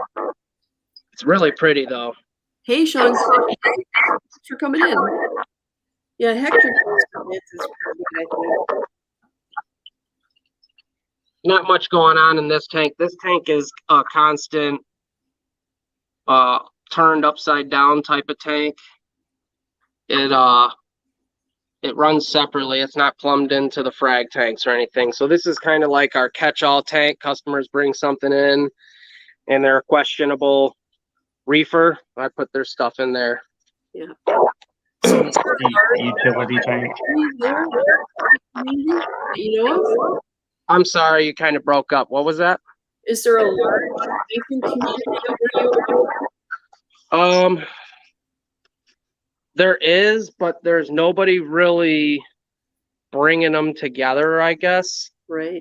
I guess if you know, if you're a hardcore reefer, you're probably on Reef to Reef or something and trading with guys in the area. But for the most part, the idea for us was to try and grab the beginner crowd. Yeah. And eventually the expert guys would come in and they'll be willing to, like, you know, drop off chunks of green slimer and stuff like that because they're obviously successful and need to make room. Yep. So, and it was funny. I was just walking out of the shop and this little guy was laying on the carpet as I was like, what is that in the sparkling in the carpet? And I looked down and he was laying there. I was like, oh my God, you got lucky today, buddy. I was walking out. No kidding. Yep. There is a baby blue hippo in there. I try to give these guys a nice amount of rock to play around in. They're still easy to catch if we sell them, but I'm a firm believer in not keeping fish all in one system. See, these guys all got little filters on each one. Mm-hmm. Yeah, it's not energy efficient, but in my opinion, If one thing's going wrong in one tank, it won't wipe everything out. yes, and I have more empty tanks as well on the wall. So like if I had to set up a new tank tomorrow, I suppose I could. But yeah, the idea is, you know, to give somebody a semi-quarantine fish, you know, without having to actually quarantine it, I guess. So you do dedicated treatment, but We're not doing any treatments. okay. They're just visual. And if we have any fish that come in on export that look sketchy, they go into this tank or this tank on the end. They're both bare bottom. Right. And so far, we've been lucky. We haven't had any fish come in sick. We've had a couple DOAs, but I kind of chalk that up to them guys shipping us some baby tangs, and they shipped them in like a cup of water. Oh, And it was like, yeah, that's just not, you know, that's not acceptable. not enough water. And tangs are, you know, messy fish too. So Yeah. just kind of got the basic dry goods selection, mostly stuff that we use. Or at least stuff that we can say, hey, we use it and we haven't had any issues with it, you know, or Yeah. I don't want to stock the shelves with stuff like Vibrant or something, and I've never used Vibrant. So Yeah. this is something that I've been doing recently the last couple of years is if I have a coral go and die on me. Sorry, the yellow light is probably bugging out now. I should probably, or the lens. But I'll take a coral skeleton and I'll paint them just for the hell of it. They can't go in your aquarium that's spray paint on there. Right. But it's just something cool. Like I thought maybe if I put them to a piece of wood or something and hang them on the wall, or they could just be whatever knickknacks in your house or whatever. Like I'd have them like that in the house throughout my living room or whatever.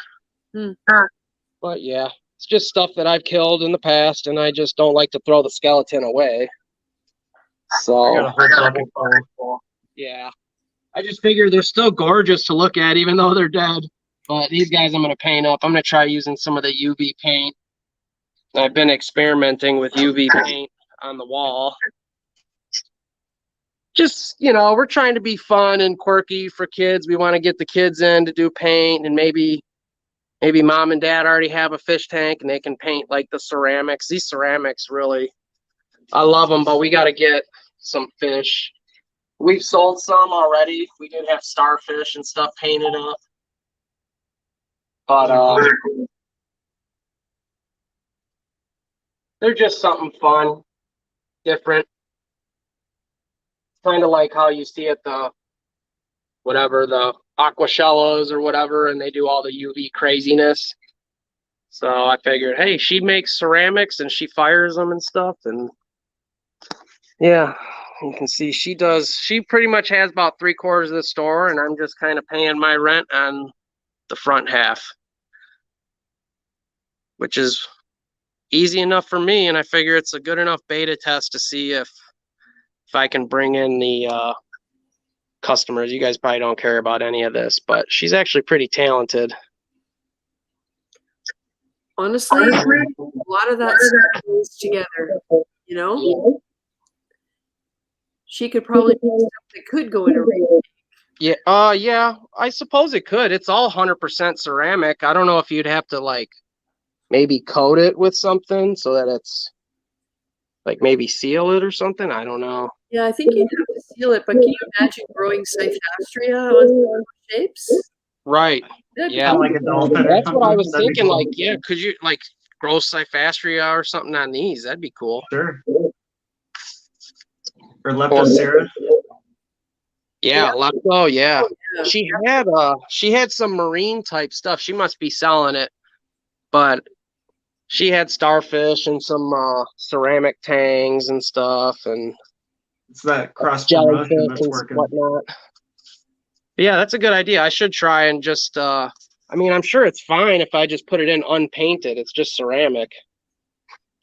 But yeah, maybe I grow like a cyphastria on a butterfly or something, and then glue it to a magnet, stick it to the back of your aquarium. Oh, that'd be cool. That'd be cool looking. The only thing I can think is somebody said at one time that if you have those stoneware or ceramic dishes, like I used one in a tank once to contain a mushroom, there's a ring around the bottom that's where it was in contact when it was fired, so it's not sealed. And somebody said that can leach phosphate. That's the only drawback I can think of. So I guess in general, you'd have to investigate whether you do need to put a sealant on it to prevent leaching phosphate. I don't know. Right. Would you do like an epoxy coating or something, or how would you seal it? Yeah, I'm not sure. Yeah, I don't know. These are pretty interesting little lights. I'm probably going to blow the lens out trying to show you guys, but they're some cheap lights I found online made by Aquatop. I don't even know if I'm showing you guys them. Oh, my LFS has those. Yeah, I've seen those. And honestly, they're bright enough where I actually think that if I wanted, I could put like Zoas in these little tanks and they'd probably thrive in here. But they're just like cheap. they're lighting quite a bit. They are. They're really bright, actually. This is what they are, if anybody cares. Oh, nice. They're really thin, low profile. You know, most of them thin lights are pretty dim. I've actually got one here, a current LED, just a random used one, and it's very dim compared to these Aquatop ones. And actually, if I put them on blues, it's like, wow. What's the length on them? I believe they're 48 inches each. Okay. Yeah, I think they were $100 each or $110 each. But yeah, they're really nice. Not bad for a 4-foot light. No, I mean they do crazy stuff too. They do thunderstorms. I'm like, how do these cheapo lights have almost as much cool stuff as my Neptunes? Oh my god! Right. The only thing they don't do is dim. If they had a dimming feature, that'd be cool. Wow. Little cheapo lights. They're kind of fun. Little thunderstorm going on, I guess. Drive the fish crazy. But yeah, there's moonlights on them. There's you got your blue lights, you have the cyan, and you got a bunch of different white lights. I'm honestly thinking about stocking them in the store because I kind of want to try them over a system to see if they'll grow. And you know what? Inner crowd, perfect. Yeah. So, anyways, this is my little boutique size store. I actually have see this nook in the wall here. I have a 150-gallon water box Peninsula that's going to come out from that nook, and it's going to be my room divider. So it'll probably stop about here at the table. And it'll be a nice big Peninsula room divider there. Nice. And then yeah, and I think I'll probably end up just putting a curtain. The frag tanks are ran on a giant ATO, and I do run Kalkwasser in that. Nothing fancy, but I do have the pump inside of a bucket so that anything that precipitates to the bottom isn't going to go directly into the return pump or the ATO pump. Right. But yeah, I'm trying to shoot people some deals. Hopefully we start to pick up some business. I know it's summertime, so it's kind of slow, but I'm kind of pumped. I'm hoping things take off. If I can make this thing pay rent on its own, I'll be happy with just that, because I don't want to make a bunch of money. I just want to be able to say, hey, you want trackies? You want meat coral, donut corals? I can get you, but they ain't going to be $600 each like these other stores, No kidding. Yeah. So yeah, I built these stands for the frag tanks. They turned out pretty nice. Like a little molding on them. Yeah. I'll probably do a stand for this tank. And then I do have a stand for this 30-gallon tank. But I'm not sure if I want to keep it or if I just want to sell it or get rid of it. I kind of want to set up a couple nanos. The middle of the floor here is going to have I have an 8-foot by 3-foot hydroponics table.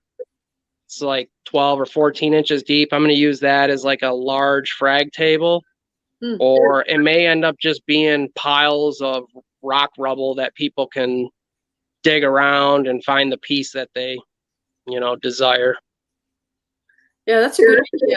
So would it be in water so that it's cured? Or I wanted to keep it in water, and I actually wanted to put if the table was here, I wanted to have one nano tank and one nano tank plumbed in front of it. So when you walk in the store, you see 2 nano tanks, and then behind it is the table full of live rock, and right.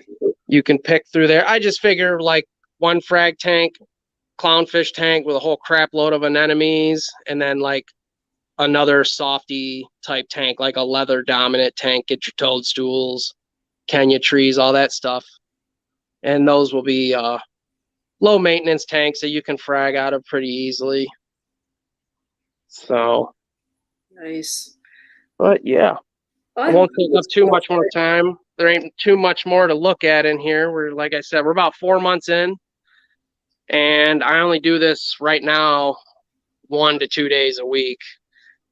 So we'd probably be further along if I just like quit my job and, went all the way in with it. But are you open to the public now?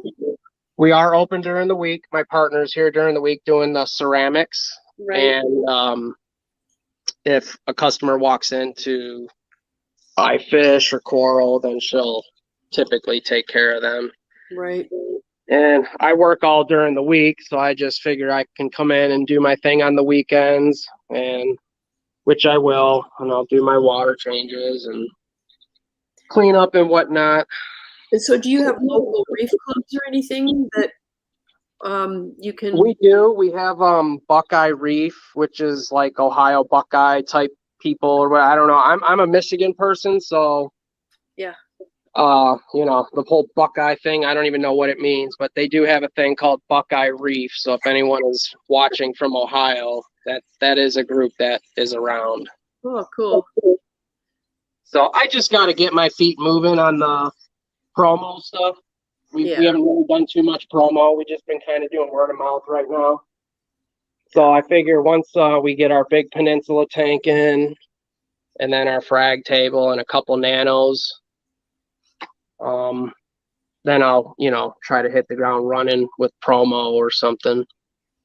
Maybe sometimes you can arrange a group event, like if I don't know if they have meetings or if they're just virtual, but I just think of the guys in New York who used to have events at all the different LFS, and they weren't even organized either.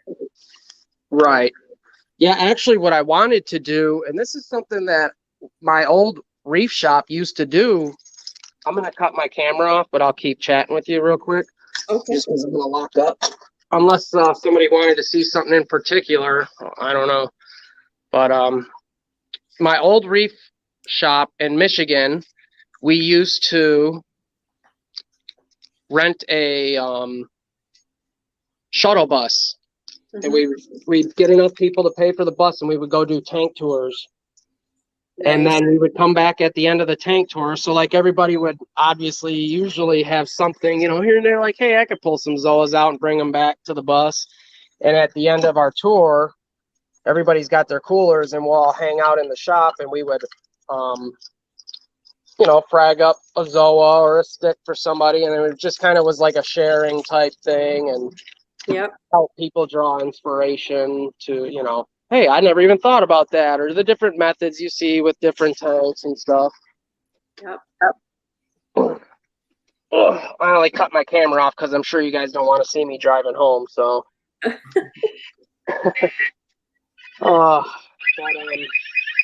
Oh, sorry about that. It's okay. I just about killed everybody with feedback a couple weeks ago when I tried to join on my phone while I was, never mind. That was I don't know how it looked for you guys or sounded for you guys because, like I said, I was just streaming on my cell phone data. So if it looks good, then maybe I could do that more as things progress. You know, and there's more to show. But it was quite blue, and there's a lot of feedback on the sound. Okay, I do have Wi-Fi. I probably should have hopped on the Wi-Fi inside the shop. Yeah, but we can experiment, figure out what works. Because I am not a technology variety of technology person. I figure out what works, and I go with that. But I can't really help anybody using anything different because I don't really know enough. You know. Yeah. Yeah. Cool. Well, I'm gonna keep watching and listening, but I'm gonna hop out of the stream. All right. I hope you guys aren't already too far into the stream and I missed everything and you guys are ready to check out and I'm just showing up like, hey. Well, we started at 8 p.m. and we're pretty active tonight. I guess we didn't have to listen to me for too long before we had Hector pop in, so that was good. And there's a few people popping in and out. Yeah. I know last week I missed the stream, but I went back and I watched it. I was like, dang, that was a long stream, but I went through it. Right. Yep. Yeah, my kind of time frame is maybe 11-ish, 11:30, something like that, because I start to get real tired and then I slur my words and it's just not a good scene. I'm a night shifter, so I'm nocturnal as it gets. I don't even get home until 4 or 5 a.m. I am trying to shift myself from being a night owl so that I can join in with normal people in the world. And let me tell you, it's just last week's stream, I didn't go to bed till 4 o'clock because there's always first of all, adrenaline. Adrenaline does kick in and keep going. And I talked with Alex for a little while about a couple of things afterwards. So I probably didn't even get out of here till 1:30. And so by the time I check through the replay, just to make sure there's no trolls that I missed, because I don't want to go live on YouTube with a bunch of nasties in the chat, right? It gets pretty late. So, there he went. Yeah. Well, that was nice. It was good to see. I wish you all the success because I really like the idea that they're looking towards beginners because I think generally that market is underserved. Right. And I was thinking about this the other day. There's all this hype, and it was initiated by an Instagram post that I saw, and it said something along the lines of, I don't know why I love high-end torches. And I'm thinking, okay, like it used to just be a torch of this color or a torch of that color, but now it's all high-end, and that has nothing to do with anything except price. Right. So all of this high-end acro, high-end this, high-end that, and Sammy's right. It shouldn't have to be that way. You should be able to find stuff at prices that aren't high-end. Right. Like, what I thought of is like, what if we just all of a sudden started giving like easy stuff like leather corals, like all these crazy names, like I know. Oh, this is the Incredible Hulk, ultra fantastic, neon, toxic. I've seen it. Tree leather. Can you like the Tree of Destiny? Like $100 a frag. Like what if we just hyped it up like that? I know, right? Sammy wants to know what the light is behind you, Garrett. The panel, I think, is that the Smat farm? Oh, this one. Yeah, this one's the Relassi. Relassi. Yeah. Yeah, you got it on Amazon or did you get it through AliExpress? Yeah. Amazon. Yeah, Amazon. Yeah. It's like $80. Programmable. I think it just turned to my blue mode tonight, so that's why. You might not be able to see it very well, but it says it's 300 watt, but when I put my watt meter on it, it only pulled 67 watts, I think, at full blast. But it was still kicking out some par. I guess it's the par that matters. Yeah. Or He said micromoles. Sorry. Yeah, exactly. And something occurred to me after last week's live stream. We were talking about UV and sort of the big controversy to use UV, to not use UV. Does UV help control bad bacteria that's going to infect your corals? Because in the old days, they never had the weird diseases that we have now, blah, blah, blah.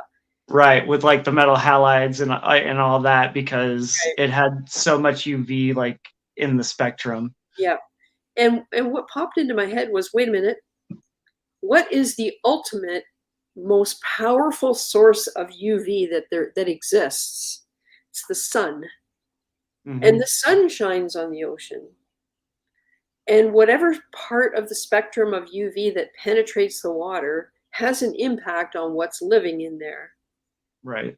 So, like, I don't know, like there's got to be some value to it. What that is, how we get it, I have no idea. I haven't looked into it that far. Like, which part of that 360 nanometers, how far down does that penetrate? You know, right. Yeah. I've heard that debate too, you know, and I just what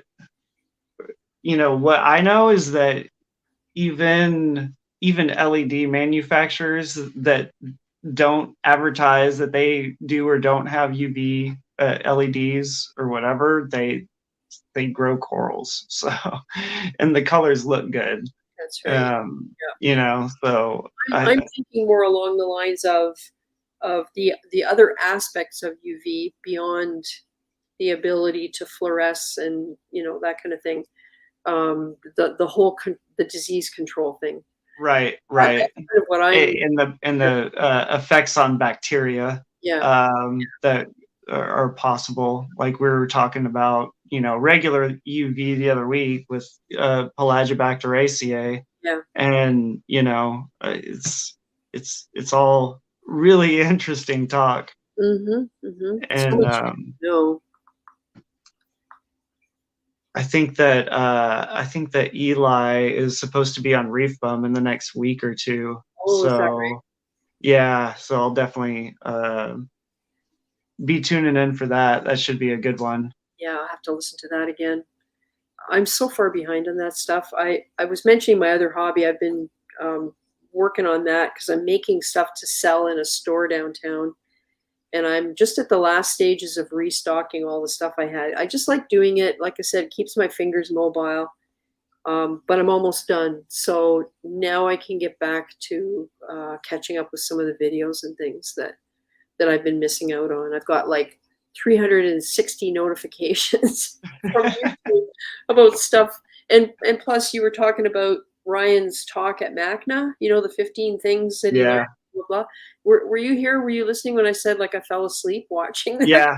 So and you know what? I did the exact same thing. I had to rewatch it over again because like I was watching it at the end of the night and I had, you know, just gotten off of a flight and stuff. And I was just like, oh, this is so interesting, but I'm just like dozing off. And then I fought it for a little bit, but then I was just like, you know what? I'll just go back. I'll rewatch it. Well, my problem is I sit in my comfortable chair. Oh, yeah.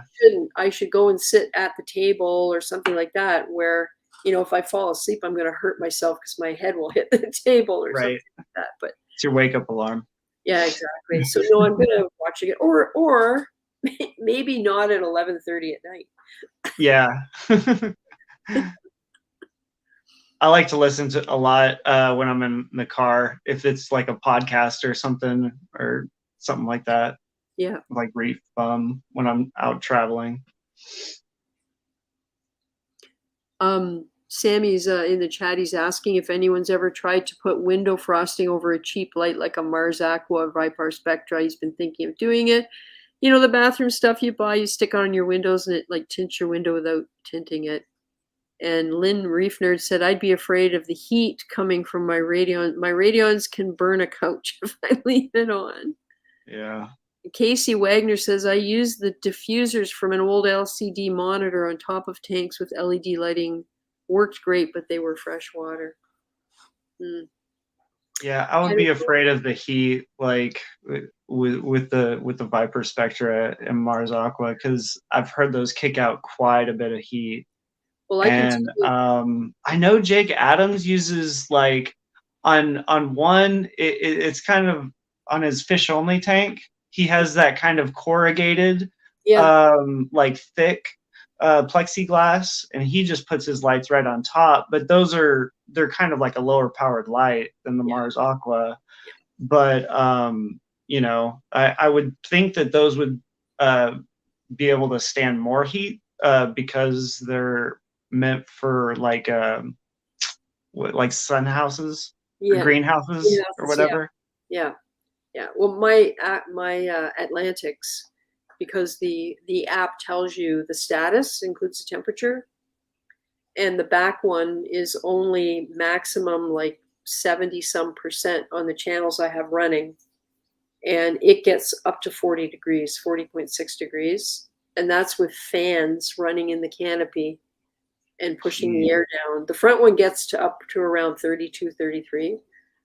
So that doesn't sound like a lot, but when you think that what that is the temperature that's measured by the fans as the air exits past them, you know, it's not the temperature underneath.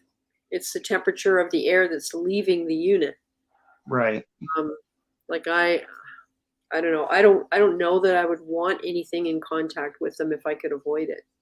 If you could find a way to put a space so that at least there'd be some way to like flow air through there. Like maybe some sort of a bracket on the outside or something, or just like spacers on the corners. Yeah. So you wouldn't have it in contact with the lenses or with the lens plate that covers it. Yeah. That's the first thing I would think about for sure. Yeah. An interesting project for sure. Oh, there's so many things you could do. I got to get back to my brine shrimp. It's been a while since I've cooked any or hatched any brine shrimp. Yeah, it's been a few weeks since I've done mine. Yeah. Well, you're winding down, and it's going to be a while. Yep. Back up. Yep. I'm not going to do very much else with it. Maybe another water change. I have water changes going for this system right here, but that's about it. Yeah. And then other than that, it's just going to be getting rid of stuff and trying to pack up. Yeah, you don't have very long. No, I really don't. I'm actually I think my bed's full of boxes right now. So yeah, that's what I got going on. I remember moving, and my husband told me afterwards, he was thinking to himself, how are we going to get all this packed in time? And then what happens is suddenly I get into the right frame of mind, and then I'm just like a machine. Right. You know, go, go, go, go, go. And then of course crash afterwards because it's so exhausting. But you can't, there's only certain things you can pack ahead of time. A lot of the stuff, like I went through my winter clothes last night and packed most of those.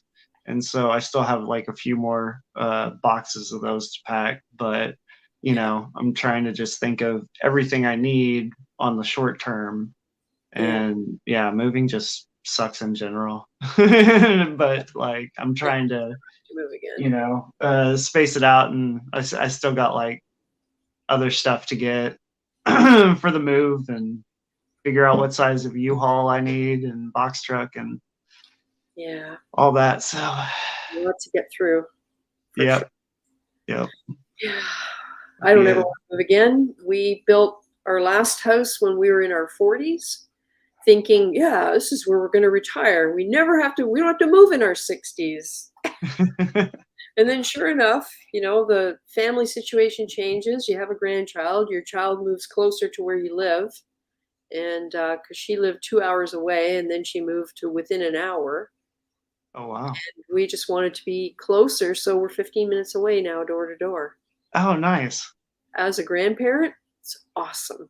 Yeah. Awesome. And having the opportunity to do this was like top of mind. The houses we looked at, this was the best house to do exactly this. Right. And so I just feel really lucky. So the move was worth it. Yeah. Yeah. You're reaping the benefits now. I mean, like after all the heartache and everything with the tank builder, you know, it's really all coming together, and it's cool to see it start to grow and mature, and Definitely. I'm really super looking happy for forward you. to seeing everything fill in. Yeah. Because the areas of color that I want on the rocks with all the encrusting corals and a big giant staghorn in the middle. I'm hoping to get a green slimer. I've got one of the blue-purple staghorns, and the frag is about 2 inches, and so I'm hoping to get a green slimer. Yeah, around the same size, so they can just kind of complement each other. That's right, and put them on either side of that middle rock and just let them go. Yeah, Yeah, that'd be really cool. yeah, we'll see. We'll see what happens. Well, I think I'll wrap it up. It's 20 after 11. And Yep. so will we see you next week, or you'll be in the middle of moving, or we're gonna I'll wait? probably be in the middle of moving, and yeah, trying to wrap everything up. But I'll still watch the stream and come in and say, Yeah, well, stay in touch, and yeah, look forward to absolutely. seeing, even if you have the little 1 gallon with sexy shrimp. Yeah, next time it'll just be this. I love it. You can transport the whole system. I can pick it up. I can pick up the whole thing and just just move it. It's pretty great. And what is that? You know, we never even talked about what that is. What system it is. Yeah. Here, I'll give it a little closer look.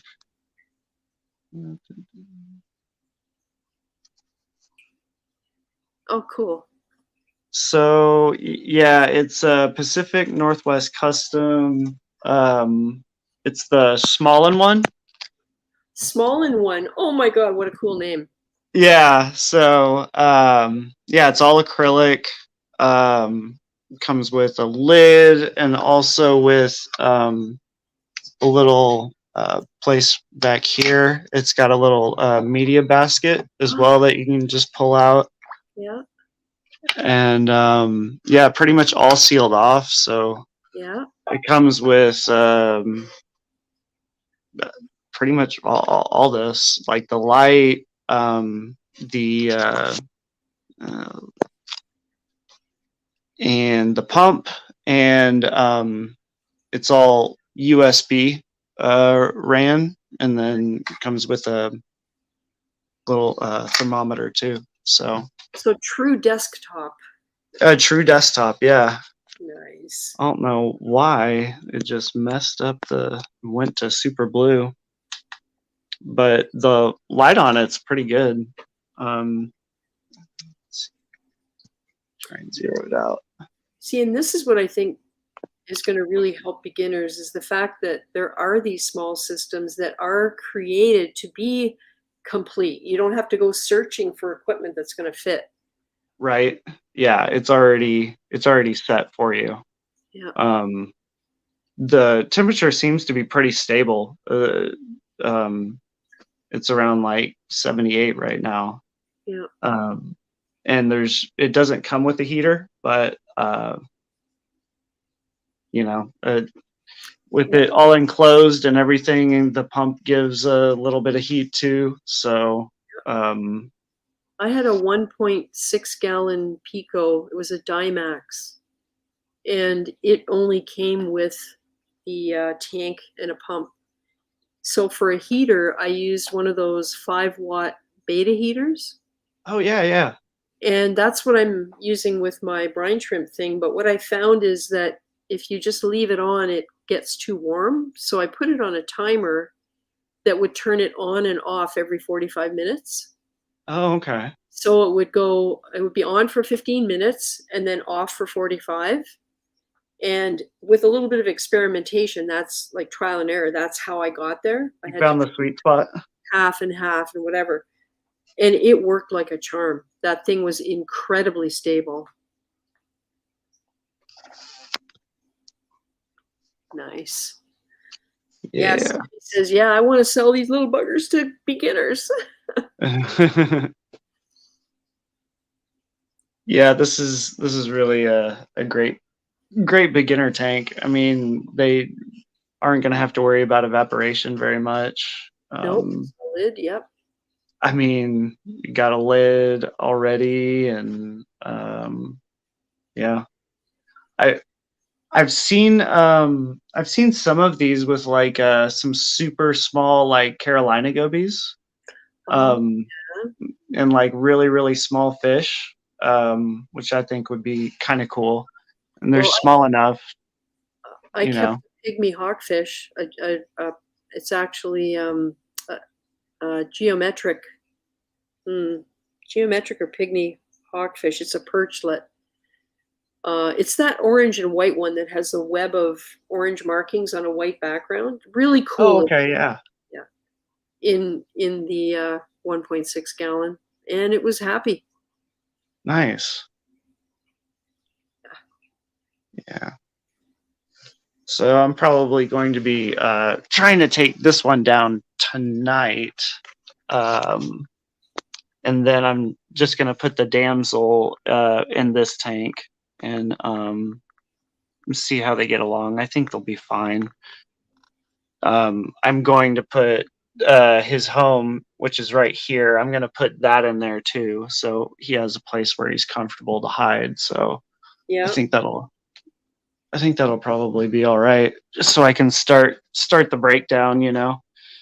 Yeah. Yeah, you got to start somewhere. Yep.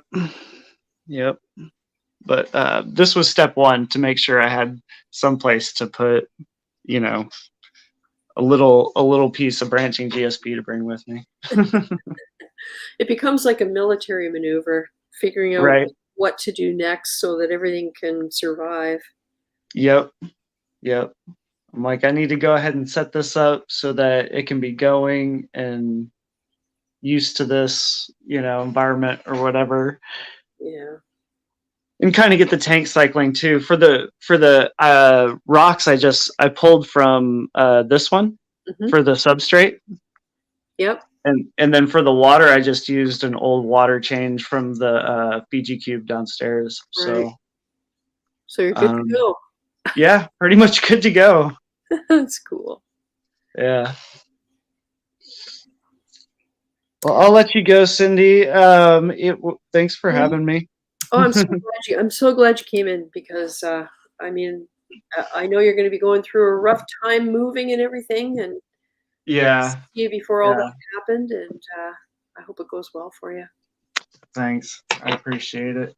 Good. Yeah, good to come on and give kind of one final last look at all my systems. I appreciate that, 'cause time is of the essence for you now.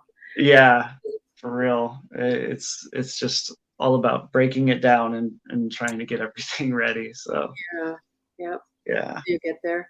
All right. Well, good luck with that. Hope it goes well for you, and we will talk again. Yeah, absolutely. Yeah. Good night. Have a good night. And good night, everybody. Thank you so much for coming in and chatting and everything else. It was a good night. And if you're here on the replay, thanks for hanging around right till the end. And next weekend will be the worldwide stream on Sunday afternoon, July the 31st, starting at 1 p.m. Eastern time. I will put out a video to talk about that. So I guess I should have mentioned it early on. I will put it in the description so that people know what to expect next week. And we will see you then, hopefully. If not Sunday, then the following Saturday or at some other point in the future. So take care, everyone, and we'll see you soon.